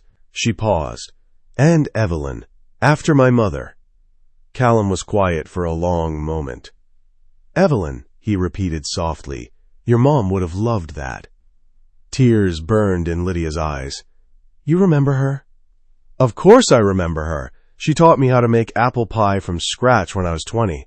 Said any man worth loving should know how to bake." A sob laugh escaped Lydia's throat. "She did say that." "She also told me—" Callum stopped. "Never mind." "What?" "It doesn't matter." "Callum." He sighed. "She told me that if I ever hurt you, she'd haunt me from beyond the grave. Made me promise to take care of you." Lydia pressed a hand to her mouth. "I broke that promise," Callum continued, his voice raw. "When I chose Sienna. When I didn't fight for you, I broke it." "You're fighting now." "Am I?" The question was bitter. "Or am I just doing the bare minimum because we're having a baby?" "I don't know," Lydia admitted, "but I want to believe you're trying. That we're both trying." "I am," the words came out fierce. "I'm trying, Lydia, even when I'm angry. Even when I don't know how to trust you again, I'm trying." "Me too." They sat in silence, breathing together across the phone line. "Evelyn Grace," Callum said finally, "if you want my input." "Really?" "It's strong, classic, and it honors your mom." A pause. "I like it." Lydia smiled through her tears. "Evelyn Grace Ashford." "Winters Ashford," Callum corrected gently. "She should have both our names." The gesture, small but significant, made Lydia's chest ache. "Okay," she whispered. "Evelyn Grace Winters Ashford." "Perfect." She could hear the smile in his voice. "Get some sleep, Lydia." "You too, Callum." Neither of them hung up for a long minute. Then, "Good night." "Good night." 3 days later, Lydia's apartment flooded. A pipe burst in the unit above hers at 6 a.m., sending water cascading through the ceiling. She woke to the sound of dripping, opened her bedroom door, and found her living room ankle-deep in water. Shit, shit, shit, shit. She called her landlord. Got voicemail. Called again. Nothing. The water kept rising. Lydia grabbed what she could. Laptop, important documents, clothes, shoving them into trash bags. But her furniture was ruined. Her books waterlogged. The ultrasound photos on her fridge destroyed. She stood in the hallway, soaking wet and shaking, when her phone rang. "Marcus." "Hey, I can't really talk right now." "Are you okay?" His voice was sharp with concern. "I just got a notification from your building's emergency system." "There's a flood?" "Yeah," Lydia's voice cracked. "My apartment is destroyed." "Where are you?" "In the hallway. I don't know what to do." "Stay there. I'm coming." A pause. "And Lydia, I'm calling Callum." "Marcus, no." But he'd already hung up. 20 minutes later, both her brother and Callum arrived at the same time. Callum took one look at Lydia, wet, exhausted, clearly trying not to cry, and something in his expression cracked. "Jesus, Lydia." "I'm fine." "You're not fine." He moved toward her, stopping just short of touching. "You're soaking wet, you're shaking, and you look like you haven't slept in days." "The baby's fine," Lydia said automatically. "I checked. No cramping, no bleeding, everything's—" "I don't just care about the baby." The words came out harsh. "I care about you, whether I want to or not." The admission hung between them. Marcus cleared his throat. "I'm going to talk to the building manager. You two figure out where she's staying tonight." He left before either could argue. Lydia and Callum stood in the hallway, dripping water, staring at each other. "You can stay with me," Callum said finally. "Callum, I have 6 bedrooms. You can take the guest suite. Separate entrance, separate bathroom. You won't even have to see me if you don't want to." "That's not—" "Please," his voice dropped. "Let me do this. Let me help." Lydia wanted to refuse, wanted to maintain the distance they'd been carefully rebuilding. But she was tired, pregnant, homeless, and the look on Callum's face, desperate and protective and so achingly familiar, made her defenses crumble. "Okay," she whispered. "Just until I find a new place." Relief flooded Callum's expression. "Okay, let's get your things." Callum's penthouse was exactly as Lydia remembered. Soaring ceilings, floor-to-ceiling windows overlooking Central Park, furniture that cost more than most people's yearly salary. It had always felt too big for one person. Now, walking through with trash bags full of her salvaged belongings, it felt like stepping back in time. "Guest suite is this way." Callum led her down a hallway, opening a door to reveal a spacious bedroom with an attached bathroom and small sitting area. It was pristine, untouched, impersonal. "I'll give you space to settle in," Callum said, setting her bags on the bed. "But if you need anything, I know where to find you." He nodded, moving toward the door. Stopped, turned back. "Lydia? Yeah? I'm glad you're here. Even if the circumstances suck."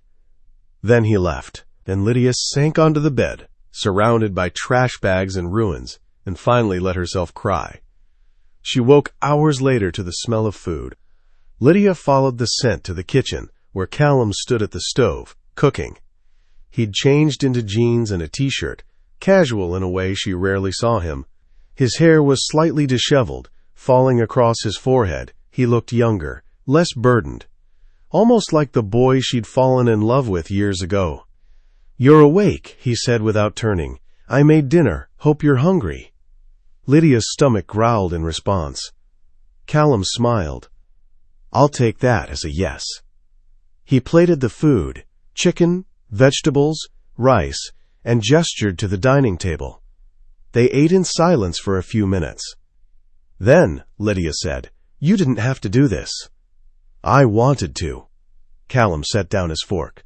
"When's the last time you ate a real meal?" "I eat. Takeout and cereal don't count." "They count if you're pregnant and nauseous most of the time." Callum's expression softened. "Is it bad? The nausea?" "It's getting better. Second trimester is supposed to be easier." "Supposed to be?" "Every pregnancy is different." Lydia pushed rice around her plate. "Dr. Chen says I'm healthy. The baby's healthy. That's what matters." "You matter too." The word struck unexpectedly. Lydia looked up, met his eyes. "Do I?" she asked quietly. "Because sometimes it feels like you only care because of the baby. Like if I wasn't pregnant, you'd have walked away completely." Callum flinched. "That's not true." "Isn't it?" "No." He leaned forward, intense. "Lydia, I'm furious with you. I'm hurt. I don't know how to trust you again. But that doesn't mean I stopped caring. It means I'm trying to protect myself while still showing up. Which is harder than you think." "I know it's hard." "Do you?" His voice rose slightly. "Because from where I'm sitting, you lied for 3 months, and now expect me to just forgive and forget. But I can't. Every time I look at you, I remember finding out about the pregnancy from my mother. Remember the ultrasound appointments I missed. Remember—" He stopped, took a breath. "I'm sorry," Lydia whispered. "I know that doesn't fix anything, but I am sorry. Every day." Callum's jaw clenched. "I know you are." "Then why can't we move past this?" "Because trust isn't a switch, Lydia. You can't just turn it back on." He stood, carrying his plate to the sink. "But I'm trying. I'm here. I'm feeding you. I'm giving you a place to stay. That's all I can offer right now." It wasn't enough, but it was something. "Thank you," Lydia said softly, "for letting me stay." Callum didn't respond, just rinsed his plate in silence. Over the next week, they fell into a routine. Lydia worked from the guest suite during the day, client calls, branding presentations, anything to keep her mind occupied. Callum went to the office, came home late, kept his distance. They ate dinner together most nights. Conversations were careful, polite, surface level. But small moments of intimacy crept in. Like when Callum noticed Lydia struggling to reach a glass on a high shelf and wordlessly got it for her. Or when Lydia made coffee in the morning and automatically poured him a cup, exactly how he liked it. Or when they both reached for the remote at the same time and their hands touched, lingering just a second too long before pulling away. One night Lydia woke to voices in the living room. She emerged from the guest suite to find Callum on the phone, pacing. "Don't care what the board says, Eleanor. I'm not discussing this with you." Eleanor. His mother. Lydia started to retreat, but Callum saw her, gestured for her to stay. "She's not a problem to be managed," he said into the phone, eyes on Lydia. "She's the mother of my child, and if you can't respect that, then we have nothing more to discuss." He hung up. Silence. "Sorry," Callum said quietly. "She's been calling non-stop since she found out you're staying here." "What did she say?" "That I'm being foolish, that you'll take advantage, that I should protect myself legally." He rubbed his face. The usual Eleanor Ashford greatest hits. "She's not wrong about protecting yourself." "I don't need protection from you." "Don't you?" Lydia moved closer. "I lied to you, Callum, kept your daughter a secret for months. Your mother has every right to worry. My mother worries about optics and control, not about what I actually want." "And what do you want?" The question hung in the air. Callum looked at her, really looked at her, for the first time in weeks.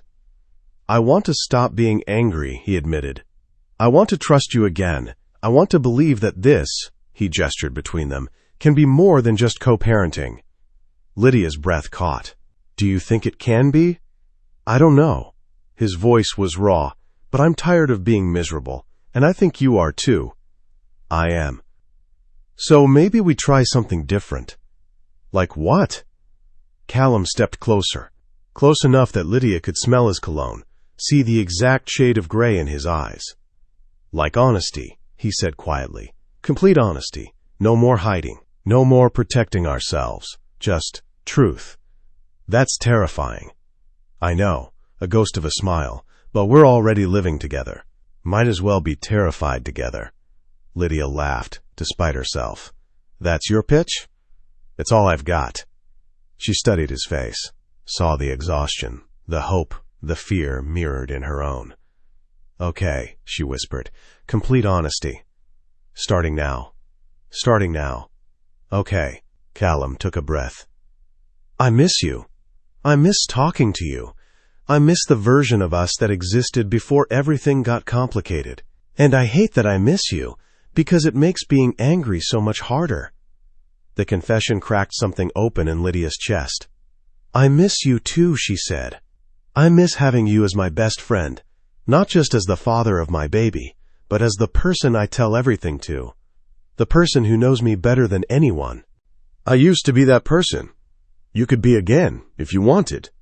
Callum's hand lifted, almost touching her face, then dropped. "I want to," he said quietly, "but I'm scared." "Of what?" "Of letting you in again, of trusting you, of—" He stopped. "Of loving you and having you break me again." Tears blurred Lydia's vision. "I won't," she whispered. "I swear, Callum, no more lies, no more secrets, even if the truth hurts. Promise. Promise." They stood like that, inches apart, neither quite brave enough to close the distance. Then Callum said, "Tell me something true, something you've been afraid to say." Lydia's heart hammered. "I'm terrified of being a mother," she admitted. "I'm terrified I'll mess her up, that I'll fail her the way I failed you. You didn't fail me. I lied to you for 3 months. And I chose another woman when I was in love with you." Callum's voice was fierce. "We both made mistakes, Lydia. Catastrophic, relationship-destroying mistakes. But that doesn't mean we're doomed. Doesn't it?" "No." He finally touched her, just his hand on her shoulder, but the contact felt electric. "It means we have to work harder. Be braver. Choose each other every day instead of just once." "I want to choose you," Lydia whispered. "I want to choose us." "Then do it." Callum's hand slid up to cup her face. Choose me right now, not because of the baby, not because you're staying here. Choose me because you want to. I do want to. Then say it. I choose you, Callum Ashford. Tears streamed down her face. I choose you, and I'm sorry, and I love you. I've always loved you. The words hung in the air. Callum's eyes closed. When they opened, they were bright with unshed tears. Say it again, he whispered. I love you. Again. I love you, I love you. I'm so sorry I hurt you, I'm so... He kissed her. Soft, desperate. Years of longing and pain and hope poured into one moment. Lydia melted into him, hands fisting in his shirt, kissing him back with everything she had. When they finally broke apart, both breathing hard, Callum pressed his forehead to hers. I love you too, he said. God help me, I never stopped. And for the first time in months, Lydia felt like she could breathe. Chapter 6. Waking up in Callum's arms was something Lydia had almost forgotten. The weight of his hands splayed across her growing belly, the warmth of his breath against her neck, the steady rhythm of his heartbeat beneath her ear. They'd fallen asleep on the couch after the kiss, tangled together like they used to be, before the arrangement got complicated, before the lies. Now morning light filtered through the floor-to-ceiling windows, painting everything gold. Lydia shifted slightly, trying not to wake him. Callum's arms tightened. Don't move. I have to pee. Pregnancy problems? Pregnancy problems. She smiled against his chest. Welcome to the reality of the second trimester. He laughed softly, releasing her. Go, I'll make breakfast. Lydia made her way to the bathroom, catching her reflection in the mirror. Her hair was a mess, makeup smudged. But she was smiling. Actually smiling. For the first time in months. When she returned, Callum was already in the kitchen, scrambling eggs with the focused intensity he brought to everything. You really don't have to cook for me every day, Lydia said, sliding onto a bar stool. I want to. He plated the eggs, adding toast and fruit. Besides, you're eating for two now. I need to make sure our daughter gets proper nutrition. Our daughter is currently the size of an avocado. She doesn't need that much. Callum set the plate in front of her, leaning across the counter. I missed 14 weeks of making sure you ate properly. Let me make up for it. The words were light, but the meaning underneath wasn't. He was still trying to reclaim the time he'd lost. Okay, Lydia said softly. Thank you. They ate in comfortable silence. Then Callum's phone rang. He glanced at the screen, expression tightening. It's my lawyer. You should take it. It's probably about... He stopped. About custody arrangements. Lydia finished. I know. It's okay.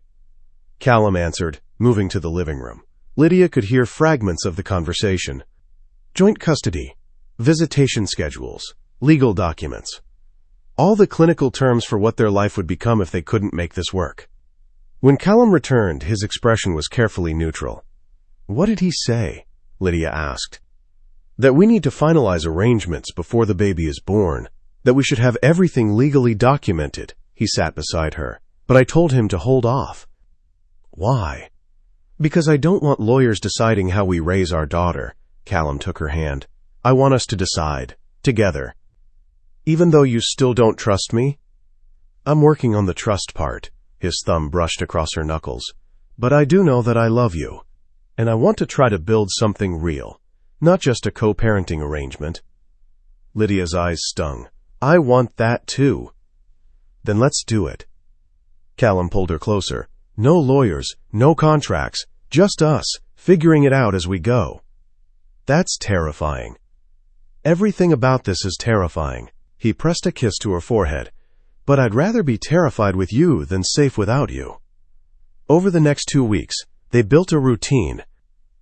Mornings started with breakfast together. Callum would cook while Lydia worked on her laptop, fielding client calls and managing branding projects.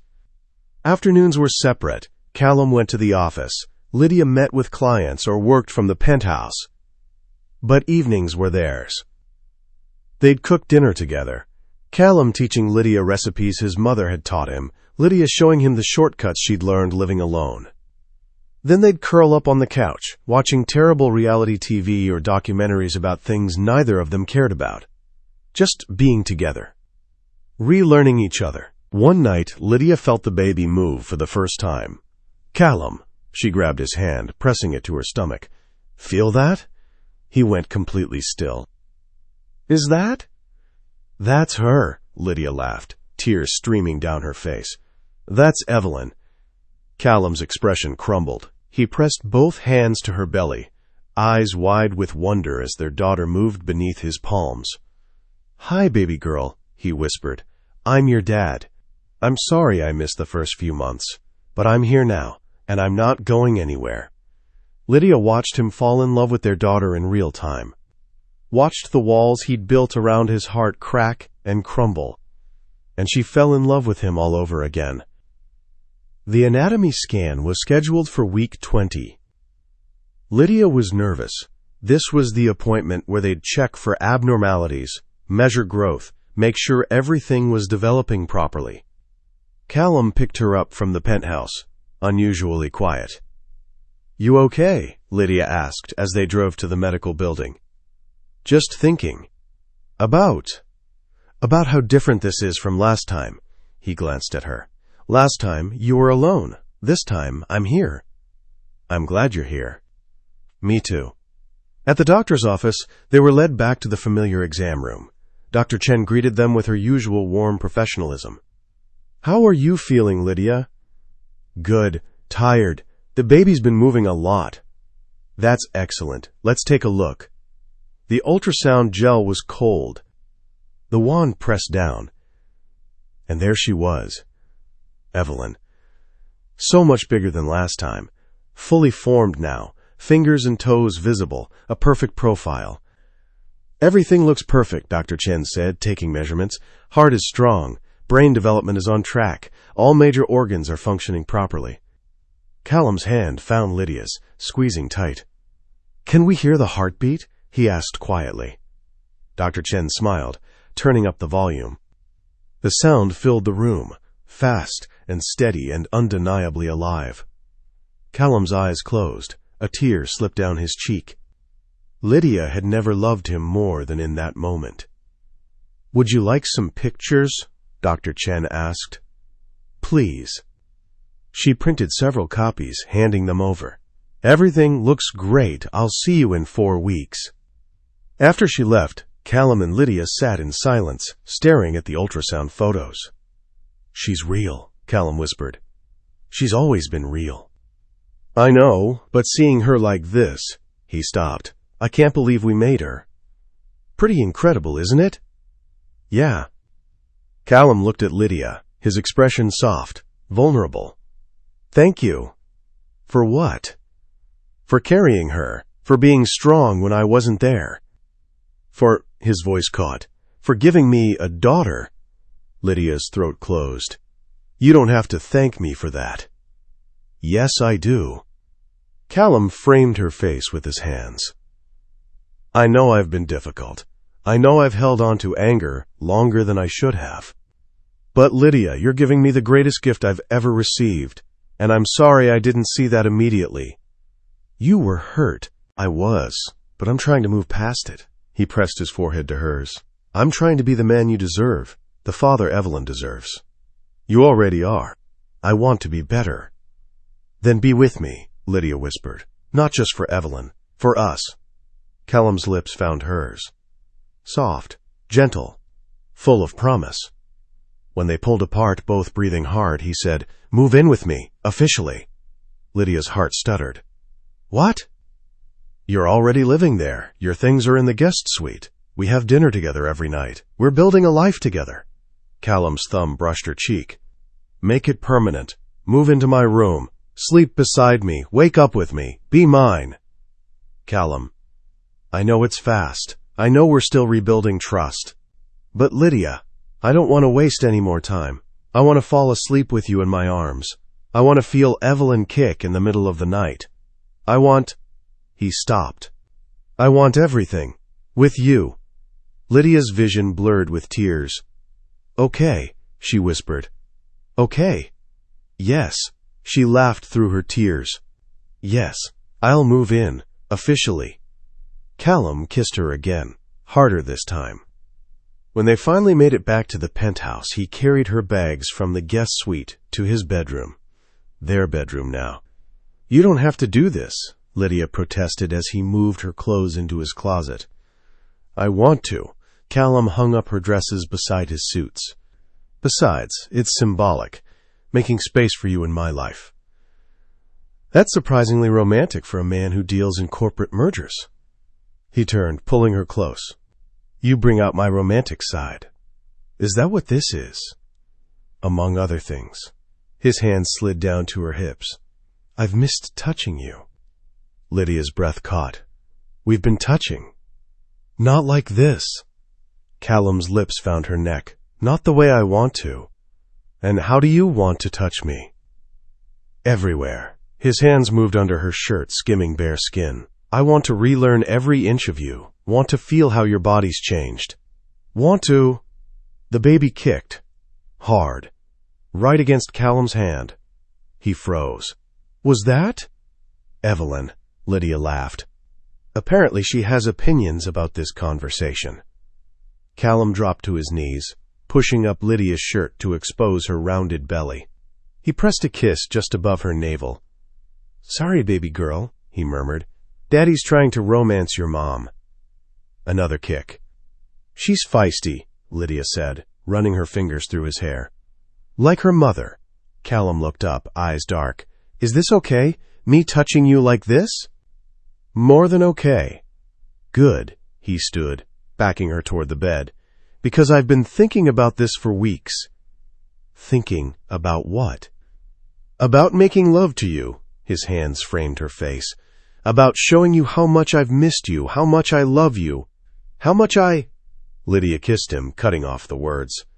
They fell onto the bed together, hands and mouths rediscovering what they'd almost lost. Callum was gentle, reverent, treating her like something precious and breakable. I won't break, Lydia whispered. I know. His hands slid down her body, mapping every curve. But you're carrying our daughter. I want to be careful. I don't want careful. I want you. Something in his expression shifted, darkened. You have me, he said. You've always had me. When they finally came together, it felt like coming home. Like all the broken pieces finally fitting back into place. Afterward, they lay tangled in sheets, Callum's hand resting protectively on Lydia's belly. I love you, he said quietly. I love you too. I'm going to marry you. It wasn't a question. Not because of Evelyn, not because of the arrangement, because I want to spend the rest of my life with you. Lydia's heart swelled. Is that a proposal? Not yet, Callum smiled. When I propose, it'll be perfect, romantic, everything you deserve. I don't need perfect. I just need you. You have me. He pressed a kiss to her shoulder. Forever. 2 weeks later, Lydia woke to an empty bed. She found Callum in the living room, standing by the windows, phone pressed to his ear. His voice was tense. Don't care what the board thinks, Eleanor. This is my decision. Eleanor. His mother. Lydia started to retreat, but Callum saw her, gestured for her to stay. Yes, she's living here, he said into the phone. Yes, we're together. And no, I don't care about the optics. A pause. Because I love her mother. That's reason enough. Another pause. Then, if the board has a problem with my personal life, they can take it up with me directly. But Lydia isn't going anywhere. Neither is our daughter. So you can either accept that or... He stopped, listened. His expression hardened. Then I guess you've made your choice. He hung up. Lydia crossed to him. What happened? Eleanor wants me to end things with you. Says it's bad for the company. That the board is concerned about. He stopped. It doesn't matter. I told her no. Callum, I don't want to come between you and your family. You're not. He pulled her close. She is. By making ultimatums instead of accepting that I'm choosing my own life. What did she say? That if I stay with you, she'll push the board to remove me as CEO. Lydia's stomach dropped. She can't do that. She can try. Callum's jaw was set. But I don't care. The company isn't worth losing you. You've worked your entire life for that position. And I'll work just as hard to keep it. But not at the expense of my family. He placed his hand on her belly. You and Evelyn are my priority now. Everything else is secondary. Lydia's eyes burned. You really mean that? Every word. He kissed her forehead. Eleanor will come around eventually. And if she doesn't, that's her loss, not ours. I love you. I love you too, Callum smiled. Now come back to bed. It's too early to deal with corporate politics. They spent the rest of the morning wrapped in each other, building the life they'd almost lost, choosing each other. Every single day. Chapter 7. Eleanor Ashford showed up at the penthouse 3 weeks later. Unannounced, uninvited, wielding a legal briefcase like a weapon. Lydia opened the door to find Callum's mother standing in the hallway, immaculate in a charcoal suit, her expression carved from ice. We need to talk, Eleanor said. Callum's at the office. I'm here to speak with you. Eleanor stepped inside without waiting for permission. Close the door, Lydia, unless you'd like the entire building to hear this conversation. Lydia's hand instinctively moved to her belly. 6 months pregnant now, Evelyn's presence undeniable. Eleanor's eyes tracked the movement. Something flickered in her expression. Regret? Longing? It vanished before Lydia could name it. You've put me in an impossible position, Eleanor said, setting her briefcase on the dining table. I didn't put you anywhere. You chose this. Did I? Eleanor's laugh was bitter. My son is risking everything. His position, his reputation, the company, for a woman who lied to him for 3 months about carrying his child. The words struck like a slap. You think I don't know that? Lydia's voice shook. You think I don't wake up every day knowing I hurt him? That I broke his trust? Then why are you still here? Because he asked me to stay. Because of the baby. No, Lydia stepped closer. Because he loves me. And I love him. The baby is part of that, but it's not the only reason. Eleanor studied her, really looked at her for the first time. You're showing, she said quietly. 24 weeks. A girl. Evelyn. Lydia's hand pressed against her belly. Evelyn Grace Winters Ashford. Eleanor's expression cracked. Just for a second. Grace was my mother's name. I know, Callum told me. Silence stretched between them. Then Eleanor opened her briefcase, pulling out a folder. The board voted this morning. They want Callum removed as CEO. Lydia's stomach dropped. What? They're citing personal instability, questionable judgment. The relationship with you has become, in their words, a liability. That's insane. Is it? Eleanor's eyes were sharp. Callum broke off an engagement weeks before the wedding, moved his pregnant ex-fiancée into his penthouse, told the board to accept it or leave. That's not the behavior of a stable leader. He's protecting his family. He's being reckless. Eleanor snapped the folder shut. And I can't protect him if he won't protect himself. What are you asking me to do? Leave. The word was simple, final, temporarily. Until after the board vote next week. Give Callum space to convince them he's still capable of leading the company. He won't let me leave. Then convince him. Eleanor's voice softened slightly. Lydia, I don't hate you, but I love my son, and watching him destroy everything he's worked for, everything his father built, is killing me. He's not destroying anything. He's choosing to live. At what cost? Eleanor gestured to Lydia's belly. That child needs a father who can provide, who has stability, who isn't fighting battles on every front just to keep what's his. She needs a father who loves her, who chooses her mother. That's more important than any company. Eleanor's jaw clenched. You're naive if you think love is enough, and you're bitter if you think it's not. The accusation hung in the air. Eleanor stood, gathering her briefcase. The board vote is Friday at noon. If you care about Callum, if you truly love him, You'll give him the space he needs to save his position.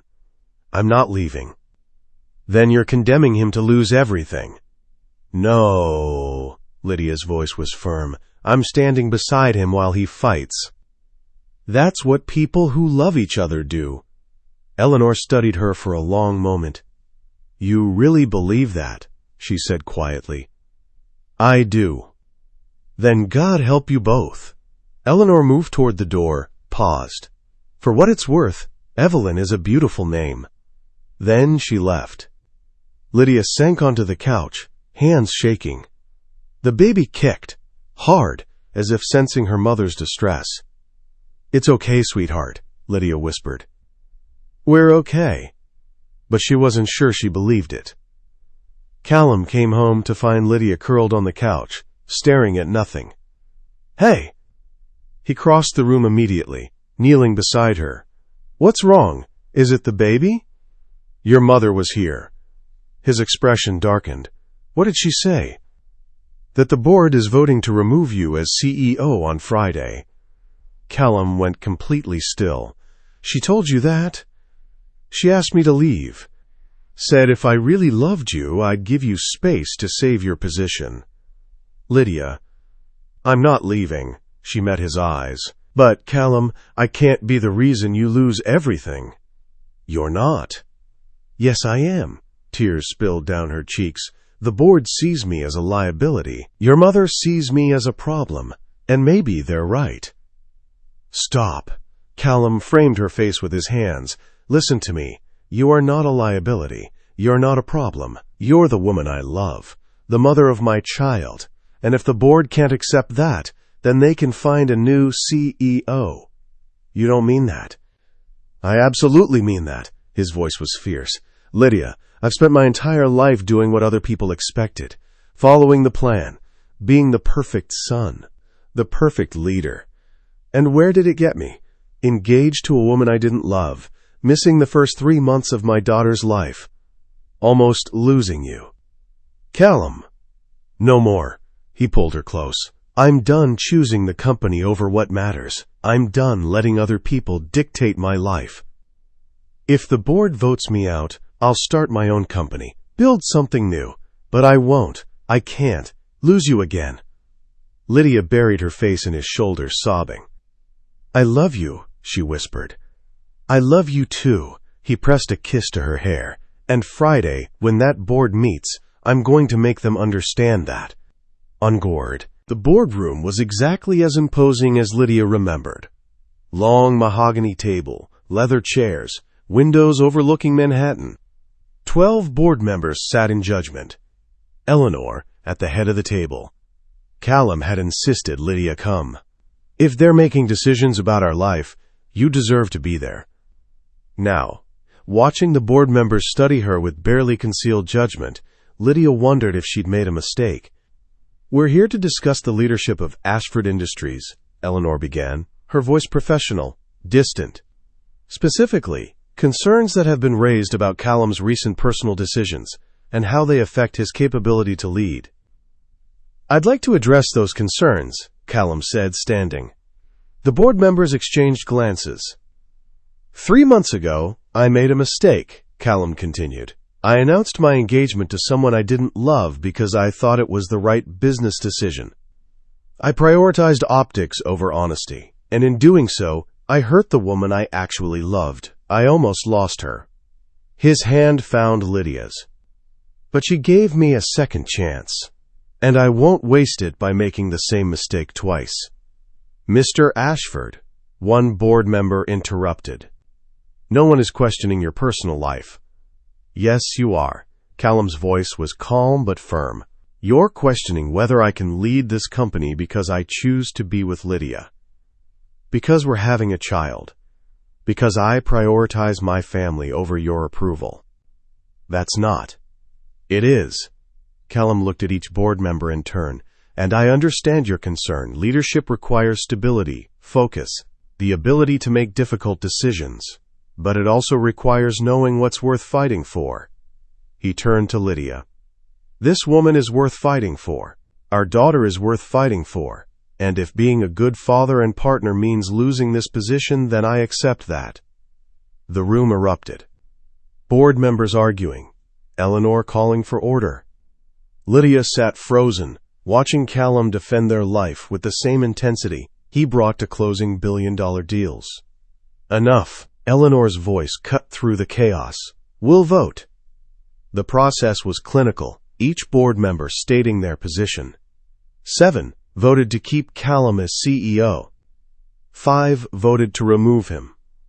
Callum won, barely, but he won. Outside the boardroom, Lydia collapsed against the wall. "That was terrifying," Callum finished. "I know. You almost lost everything." "No," he pulled her close. "I almost lost you. Everything else is negotiable." Eleanor emerged from the boardroom, expression unreadable. "Congratulations," she said stiffly. "Thank you for abstaining from the vote," Callum replied. Lydia's head snapped up. "You abstained?" Eleanor's lips thinned. "I told myself I was protecting the company, but watching my son fight for what matters made me realize," she stopped, "I was protecting the wrong thing." "Mom, I don't approve of how this started," Eleanor continued. "The lies, the secrecy, the mess you've both made. But," her eyes moved to Lydia's belly, "that's my granddaughter, and I won't let my pride keep me from knowing her." Lydia's throat closed. "Thank you," she whispered. Eleanor nodded curtly. "Don't make me regret this." Then she left. Callum and Lydia stood in the empty hallway, hands intertwined. "Did that really just happen?" Lydia asked. "I think my mother just gave us her blessing. Sort of." "Sort of." Lydia laughed through her tears. "That's progress. It's everything." Callum pulled her into his arms. "Come on, let's go home." That night, Callum cooked dinner while Lydia worked on her laptop. Normal, domestic, perfect. After they ate, Callum disappeared into the bedroom. When he returned, he was holding a small velvet box. Lydia's breath caught. "Callum, I know I said I'd wait, that I'd make the proposal perfect, romantic, everything you deserve." He knelt in front of her. "But Lydia, today made me realize something. I don't want to wait. I don't want perfect. I just want you." He opened the box. Inside sat a ring, princess-cut diamond, platinum band, simple and stunning. "Lydia Winters," Callum's voice shook. "You've been my best friend since we were 17. My first love, my biggest regret, and now, the mother of my daughter. I've made so many mistakes, hurt you in ways I'll spend my life trying to make up for. But I'm asking you, begging you, to marry me. Not because of the arrangement, not because of Evelyn. Because I love you more than anything. Because I want to spend the rest of my life choosing you every single day." Tears streamed down Lydia's face. "Yes," she whispered. "Yes?" "Yes," she laughed, pulling him up to kiss her. "Yes, yes, yes." Callum slid the ring onto her finger, a perfect fit, and kissed her like they were the only two people in the world. When they finally pulled apart, both breathing hard, he pressed his forehead to hers. "I'm going to make you so happy," he promised. "You already do." "No happier." He placed his hand on her belly. "We're going to be a family, a real one, built on honesty and trust and love." "I like the sound of that." "Me too." Callum kissed her again. "Now come to bed. Your fiancé wants to celebrate." Lydia let him lead her to their bedroom. To the life they were building. To the future they'd almost lost. And for the first time since she'd seen those 2 pink lines on the pregnancy test, Lydia felt completely, utterly at peace. They made love slowly that night. Callum treating her body like something precious, his hands mapping every change pregnancy had brought. The curve of her belly, the fullness of her breasts, the way her skin glowed in the dim bedroom light. "You're so beautiful," he whispered against her throat. "I should have told you that every day. Should have been there for every change." "You're here now," Lydia's fingers tangled in his hair. "That's what matters. When they finally came together, it felt different from before, more deliberate, more committed, like a promise being made with their bodies instead of words. Afterward, Callum held her close, one hand resting on her belly. "I felt her move," he said quietly. "Just now, she kicked." "She does that when she's happy." "How do you know?" "Mother's intuition." Lydia smiled in the darkness. "She kicked when you proposed too." "I think she approves." Callum laughed softly. "Good to know I have both my girls. Blessing." They lay in comfortable silence, listening to the city sounds filtering through the windows. Then Lydia said, "Tell me about the wedding." "What wedding?" "Ours." She shifted to look at him. "What do you want it to be like?" Callum was quiet for a moment. "I want it to be real, not some elaborate production for society pages. Just us, the people we love, making promises that matter." "No 500-person guest list?" "God, no." He shuddered. "I did that with Sienna. It was exhausting. This time, with you, I want intimate, meaningful, maybe just family and close friends. Marcus will be thrilled. He hates big weddings." "What about you?" Callum's thumb traced circles on her hip. "What do you want?" Lydia considered. "I want your mother there. I know that sounds crazy after everything, but—" "It's not crazy. She's trying, Lydia. Today proved that." "I want her to see us happy, to know that we're going to make this work." Lydia paused. "And I want to get married before Evelyn is born. I want her to come into a family that's already united. We have 3 months. Is that enough time?" "For you?" Callum kissed her forehead. "I'd plan a wedding in 3 days if that's what you wanted." 3 months sounds perfect." They talked late into the night, making plans. Small ceremony. Intimate reception, maybe at the estate where they'd first met all those years ago.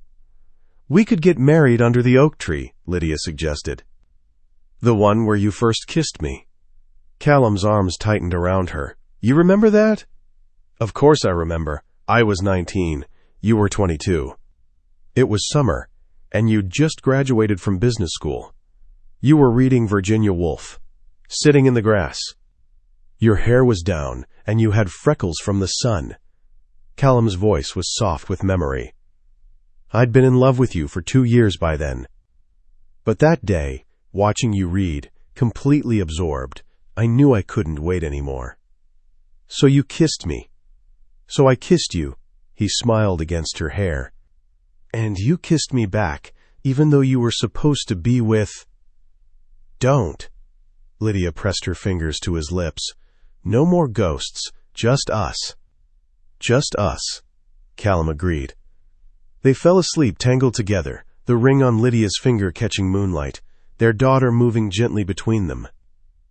And in the morning, when Lydia woke to find Callum watching her with love in his eyes, she realized something. The lie she'd told at the engagement party, the one that had started this entire mess, had been born from fear. Fear of being unwanted. Fear of being an obligation. Fear of loving someone who might not love her back. But those fears were gone now, replaced by certainty. By trust rebuilt one day at a time. By the man beside her who'd fought for her, chosen her, proposed to her not because he had to, but because he wanted to. Because she wasn't alone anymore. She was loved, chosen, home. And their daughter, Evelyn Grace Winters Ashford, would be born into that love. Into a family built not on arrangements or obligations, but on choices made every single day. Starting with the choice to forgive, to trust, to love, even when it was hard, especially when it was hard. That was what real love looked like. And Lydia had finally found it. Chapter 8. The wedding took place under the oak tree on the last Saturday in August, 3 months after the proposal. 2 weeks before Lydia's due date. She woke that morning to sunlight streaming through the bedroom windows, and Callum watching her with an expression she'd come to recognize, love mixed with wonder, like he still couldn't quite believe this was real. "Morning," she whispered. "Morning, Mrs. Soon-to-be Ashford." He pressed a kiss to her forehead. "How are you feeling?" "Enormous. Exhausted. Perfect." "You're beautiful." Lydia laughed, running a hand over her very pregnant belly. "I'm 38 weeks pregnant, and the size of a house." "A beautiful house." Callum's hand joined hers, feeling Evelyn move beneath their palms. "Our daughter has excellent timing, staying put until after the wedding." "Don't jinx it. Dr. Chen said she could come any day now." "Then we'd better get married quickly." The ceremony was small, exactly as they'd planned. 40 guests. The estate gardens transformed with white flowers and fairy lights. A string quartet playing softly in the background. Marcus stood as Lydia's man of honor, straightening her veil with surprising gentleness. "You look happy," he said quietly. "I am." "Good." He squeezed her hand. "Mom would have loved this." Lydia's throat tightened. "I wish she was here." "She is." Marcus touched her heart. "Right here. And she's proud of you." Eleanor appeared in the doorway, elegant in champagne silk. "It's time." The relationship between Lydia and Callum's mother had thawed over the past months. Slowly, carefully, like ice melting in spring, Eleanor still maintained her distance. Still spoke in clipped, professional tones. But she'd shown up, helped plan the wedding, bought gifts for Evelyn's nursery. It was progress. "You look lovely," Eleanor said, her voice softer than usual. "Thank you for being here." "Where else would I be?" Eleanor's lips curved, not quite a smile, but close. "You're marrying my son, carrying my granddaughter. That makes you family." The word hung in the air. Family. Not an arrangement, not an obligation. Family. "Thank you," Lydia whispered. Eleanor nodded once, then turned to leave. Paused. "Lydia?" "Yes?" "He loves you, more than I've ever seen him love anything." Her eyes were bright. "Take care of him." "I will." "Good." Eleanor straightened her shoulders. "Now let's get you married before that baby decides to make an appearance." The walk down the aisle felt surreal. Lydia moved slowly.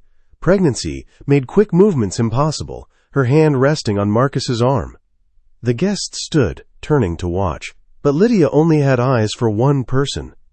Callum, standing beneath the oak tree where they'd first kissed all those years ago. Wearing a navy suit that made his gray eyes look storm-dark, watching her approach with an expression of absolute devotion. When she reached him, he extended his hand. "Hi," he whispered. "Hi." The officiant, a family friend who'd known them both since childhood, smiled. "Shall we begin?" The ceremony was traditional but personal. Vows they'd written themselves, promises made in front of the people who mattered most. Callum went first. "Lydia," he began, his voice steady despite the emotion in his eyes, "I've known you for half my life. You were my first friend at boarding school, my first kiss, my first love, and for a long time I thought that was enough, that friendship and affection could sustain an arranged marriage." He paused, squeezing her hands.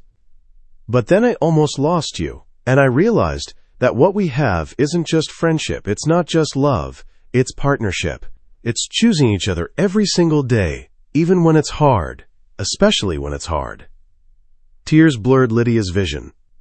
"You've made me a better man," Callum continued, "a better leader, a better father, even before Evelyn is born. And I promise you, today and every day for the rest of our lives, I will choose you. I will fight for you. I will love you with everything I have." He slid the wedding band onto her finger. White gold. Simple. Perfect. Then it was Lydia's turn. She took a breath, steadying herself. "Callum," she began, "when I was 17, my father told me I would marry you, and I was terrified, not of you, but of being trapped in a life I didn't choose. A marriage without love." She smiled through her tears. "But you changed that. You became my best friend, my confidant, the person I trusted more than anyone. And when the arrangement became real, when we were supposed to actually get married, I panicked. I lied. I pushed you away because I was so scared you'd only stay out of obligation." Callum's jaw clenched, but he held her gaze. "But you proved me wrong," Lydia continued. "You fought for us. You chose me even when I gave you every reason not to. You loved me at my worst. And Callum, I promise to spend the rest of my life proving that I'm worthy of that love. I promise to choose you, to trust you, to build a family with you, not because we have to, but because I want to. Because loving you is the easiest thing I've ever done." She slid his ring on, matching hers, a symbol of unity. The officiant beamed. "By the power vested in me, I now pronounce you husband and wife. Callum, you may kiss your bride." Callum pulled Lydia close, carefully, mindful of her belly, and kissed her. Soft, deep, full of promise. The guests erupted in applause. And for the first time in her life, Lydia felt completely, utterly whole. The reception was perfect. Dinner under the stars. Dancing to a live band. Toasts that made everyone cry and laugh in equal measure. Marcus gave a speech about watching his sister fall in love with the one person stubborn enough to match her. Eleanor spoke briefly about family and legacy, and the importance of choosing wisely. Even Patricia Chen, Lydia's lawyer, showed up with congratulations and a gift basket full of baby supplies. But the moment Lydia would remember most came late in the evening. She and Callum were dancing, slowly, her belly pressed between them, Evelyn kicking as if dancing too, when Callum whispered, "Thank you." "For what?" "For saying yes, for giving me another chance, for this." He pressed his hand to her stomach. "For everything." "You don't have to thank me." "Yes, I do." Callum's eyes were bright. "You could have walked away, Lydia. You could have raised Evelyn alone, could have let me miss everything. But you didn't. You let me fight for you, and I'll never stop being grateful for that." Lydia pressed her forehead to his. "I love you. I love you too." They swayed together, wrapped in each other and the life they'd built. And Lydia thought, this is what happiness feels like. Not perfection. Not the absence of struggle. But this, choosing each other in spite of the struggle. Building something real from the ashes of what almost was. That was love. True, messy, imperfect love. And it was enough. Evelyn Grace Winters Ashford arrived 12 days later. Lydia's water broke at 3 a.m. a week past her due date, stubborn like her parents. Callum jolted awake to find Lydia sitting up, hands pressed to her belly, breathing through a contraction. "Is it?" "Time," Lydia gasped. "It's time." The drive to the hospital was a blur, Callum breaking several traffic laws, Lydia gripping the door handle, counting contractions. Both of them terrified and excited in equal measure. Dr. Chen met them in labor and delivery, calm as always. "Let's have a baby," she said. The next 14 hours were the longest of Callum's life. He held Lydia's hand through contractions, wiped her forehead, whispered encouragements when she screamed that she couldn't do this anymore. "You can," he told her. "You're the strongest person I know." "I hate you right now." "I know." He kissed her sweaty forehead. "You can hate me all you want. Just keep going." When the pushing started, Callum thought his hand might break from how hard Lydia gripped it. But he didn't care. All he cared about was getting their daughter here safely. "One more push," Dr. Chen encouraged. "Come on, Lydia, one more." Lydia bore down, screaming. And then, a cry. High and perfect and alive. "She's here," Dr. Chen announced, lifting a tiny, wailing baby. "You have a daughter." Callum's vision blurred with tears. Dr. Chen placed Evelyn on Lydia's chest, still covered in vernix, dark hair plastered to her head, lungs working beautifully. "Hi, baby," Lydia sobbed. "Hi, sweetheart, we've been waiting for you." Evelyn's eyes, gray like her father's, blinked open. Callum touched her tiny hand, and she gripped his finger with surprising strength. "She's perfect. he whispered. She is. Lydia kissed their daughter's head. She really is. They stayed like that, the three of them, while nurses worked around them, while the world continued outside the hospital room. But in that moment, nothing else existed. Just them. Just family. Just love. Later, after Evelyn had been weighed and measured and deemed healthy, Callum held his daughter for the first time. She was so small. 6 pounds, 8 ounces, 19 inches long. Perfect in every way. Hi, Evelyn, he whispered, rocking her gently. I'm your dad. I know we haven't officially met yet, but I've been waiting a long time to hold you. Evelyn yawned, tiny fist curling against his chest. I'm going to mess this up sometimes, Callum continued. I'm going to make mistakes. But I promise you, I will always love you, always fight for you, always choose you and your mom, every single day. Lydia watched from the hospital bed, tears streaming down her face. You're going to be a wonderful father, she said. I hope so, Callum looked down at Evelyn, because she deserves the best. She has it. Lydia held out her arms. Now bring her here, I want to feed her. Callum carefully transferred their daughter back to Lydia. Watching them together, his wife and his child, he felt something shift inside him. This was what mattered. Not the company, not the board, not the wealth or the legacy or any of it. This. Family. Love. Choice. Everything else was just noise. Marcus arrived an hour later, eyes red like he'd been crying. Can I meet my niece? He asked quietly. Of course. Lydia gestured him closer. Marcus, meet Evelyn Grace. Marcus stared down at the baby in Lydia's arms, expression soft with wonder. She looks like you, he said. She has Callum's eyes. But your nose, your mouth. Marcus touched Evelyn's tiny hand. Hi, sweetheart. I'm your Uncle Marcus, and I'm going to spoil you absolutely rotten. You better, Callum said from his chair. That's what uncles are for. Eleanor came next, surprisingly emotional, though she tried to hide it. May I? She asked, holding out her arms. Lydia handed Evelyn over. Eleanor cradled her granddaughter with surprising gentleness, eyes bright. Hello, Evelyn, she whispered. I'm your grandmother, and I'm sorry I was so difficult about you. But I promise, from this moment forward, you will always have my love, my support, my protection. She kissed Evelyn's forehead, then handed her back to Lydia. Thank you, Eleanor said quietly, for giving me this. Your family, Lydia replied. This is what family does. Eleanor's expression crumpled, just for a second, before she composed herself. Yes, she said, it is. That night, after all the visitors had left, Callum climbed into the hospital bed beside Lydia. Evelyn slept in her bassinet, swaddled in pink, perfect and peaceful.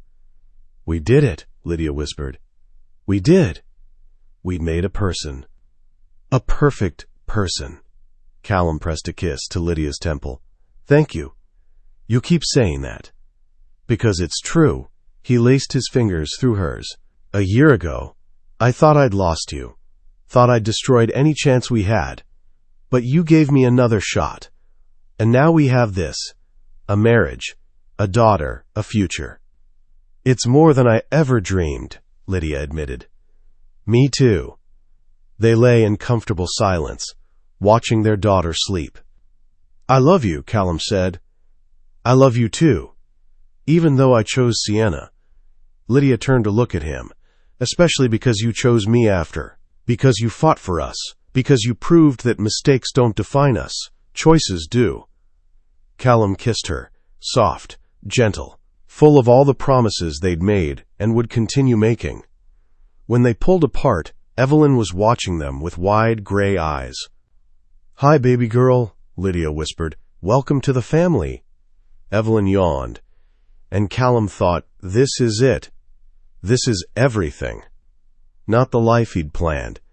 Not the arrangement his parents had made, but something better, something real, something worth every mistake, every lie, every moment of pain that had led them here, to this hospital room, to this family, to this love. And as he held his wife and watched his daughter drift back to sleep, Callum made one final promise: to choose them, every single day, for the rest of his life, no matter what. Epilogue. 2 years later, the first thing Lydia heard every morning was Evelyn's laughter. This morning was no exception. She woke to the sound of her daughter giggling high and delighted, followed by Callum's deeper chuckle from somewhere downstairs. Lydia smiled, stretching in the early morning light. They'd moved out of the Manhattan penthouse 6 months ago, bought a house in Westchester with a backyard and a tree swing, and enough space for Evelyn to run wild. Callum still commuted to the city for work, but he left early and came home early, refusing to miss bedtime. Priorities, he'd said when Eleanor questioned the arrangement. My family comes first. And he'd meant it. Every single day. Lydia pulled on a robe and padded downstairs to find chaos in the kitchen.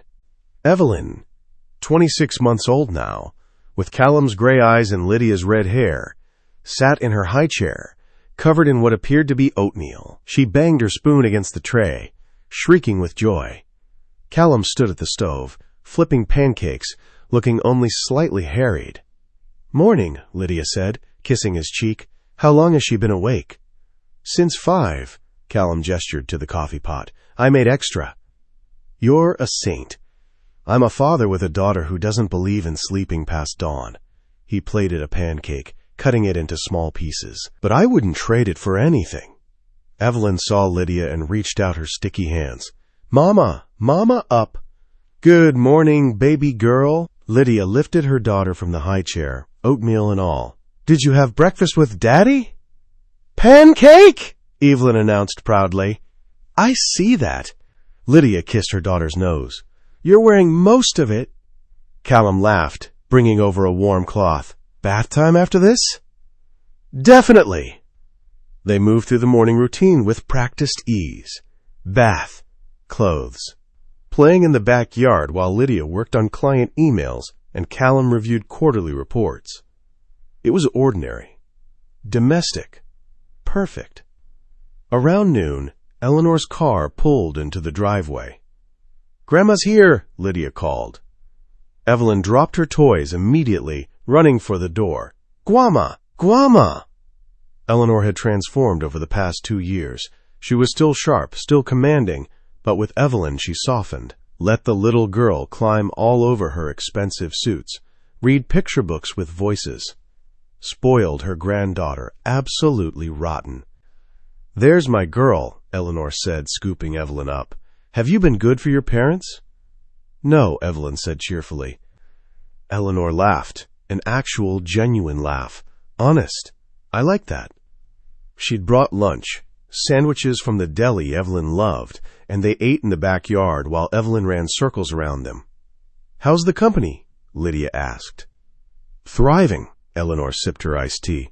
"The board is pleased with the new direction Callum's taken. Expansion into sustainable technologies is paying off."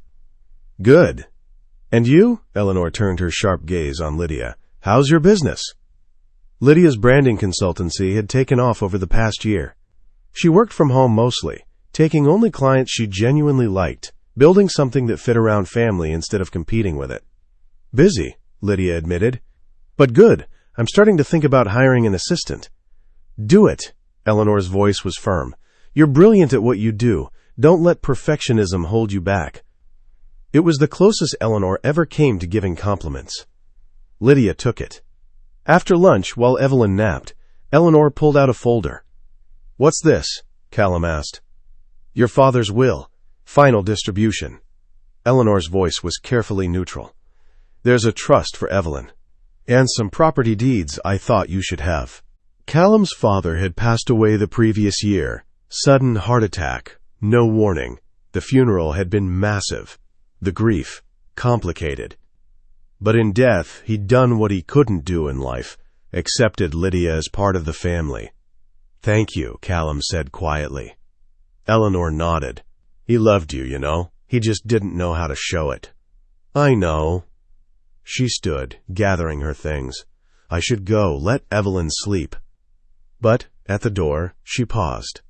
Looked at Lydia and Callum standing together, his arm around her waist, both of them rumpled and happy and so clearly in love.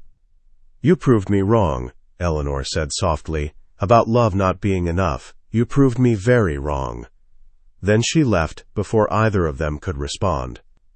That evening, after Evelyn was in bed, Lydia and Callum sat on the back porch with glasses of wine. "Remember when we thought we'd never get here?" Lydia asked, leaning against his shoulder. "I remember thinking I'd lost you forever." "But you didn't." "No," Callum kissed her temple. "I fought for you, and you let me, and we built this." This was more than just the house, the family, the life they'd created. It was trust rebuilt brick by brick. It was choosing each other when it would have been easier to walk away. It was love, messy and imperfect and real. "I'm pregnant," Lydia said suddenly. Callum went completely still. "What?" "I'm pregnant." She turned to face him. 8 weeks. I found out yesterday. I wanted to wait until... He kissed her. Deep and desperate and full of joy. When they pulled apart, both breathing hard, Callum pressed his forehead to hers. "Another baby," he whispered. "Another baby. A sibling for Evelyn. Maybe a boy this time. I don't care if it's a boy or a girl or twins." Callum laughed, pulling her into his lap. "I don't care about anything except that you're healthy, and the baby's healthy, and we get to do this again."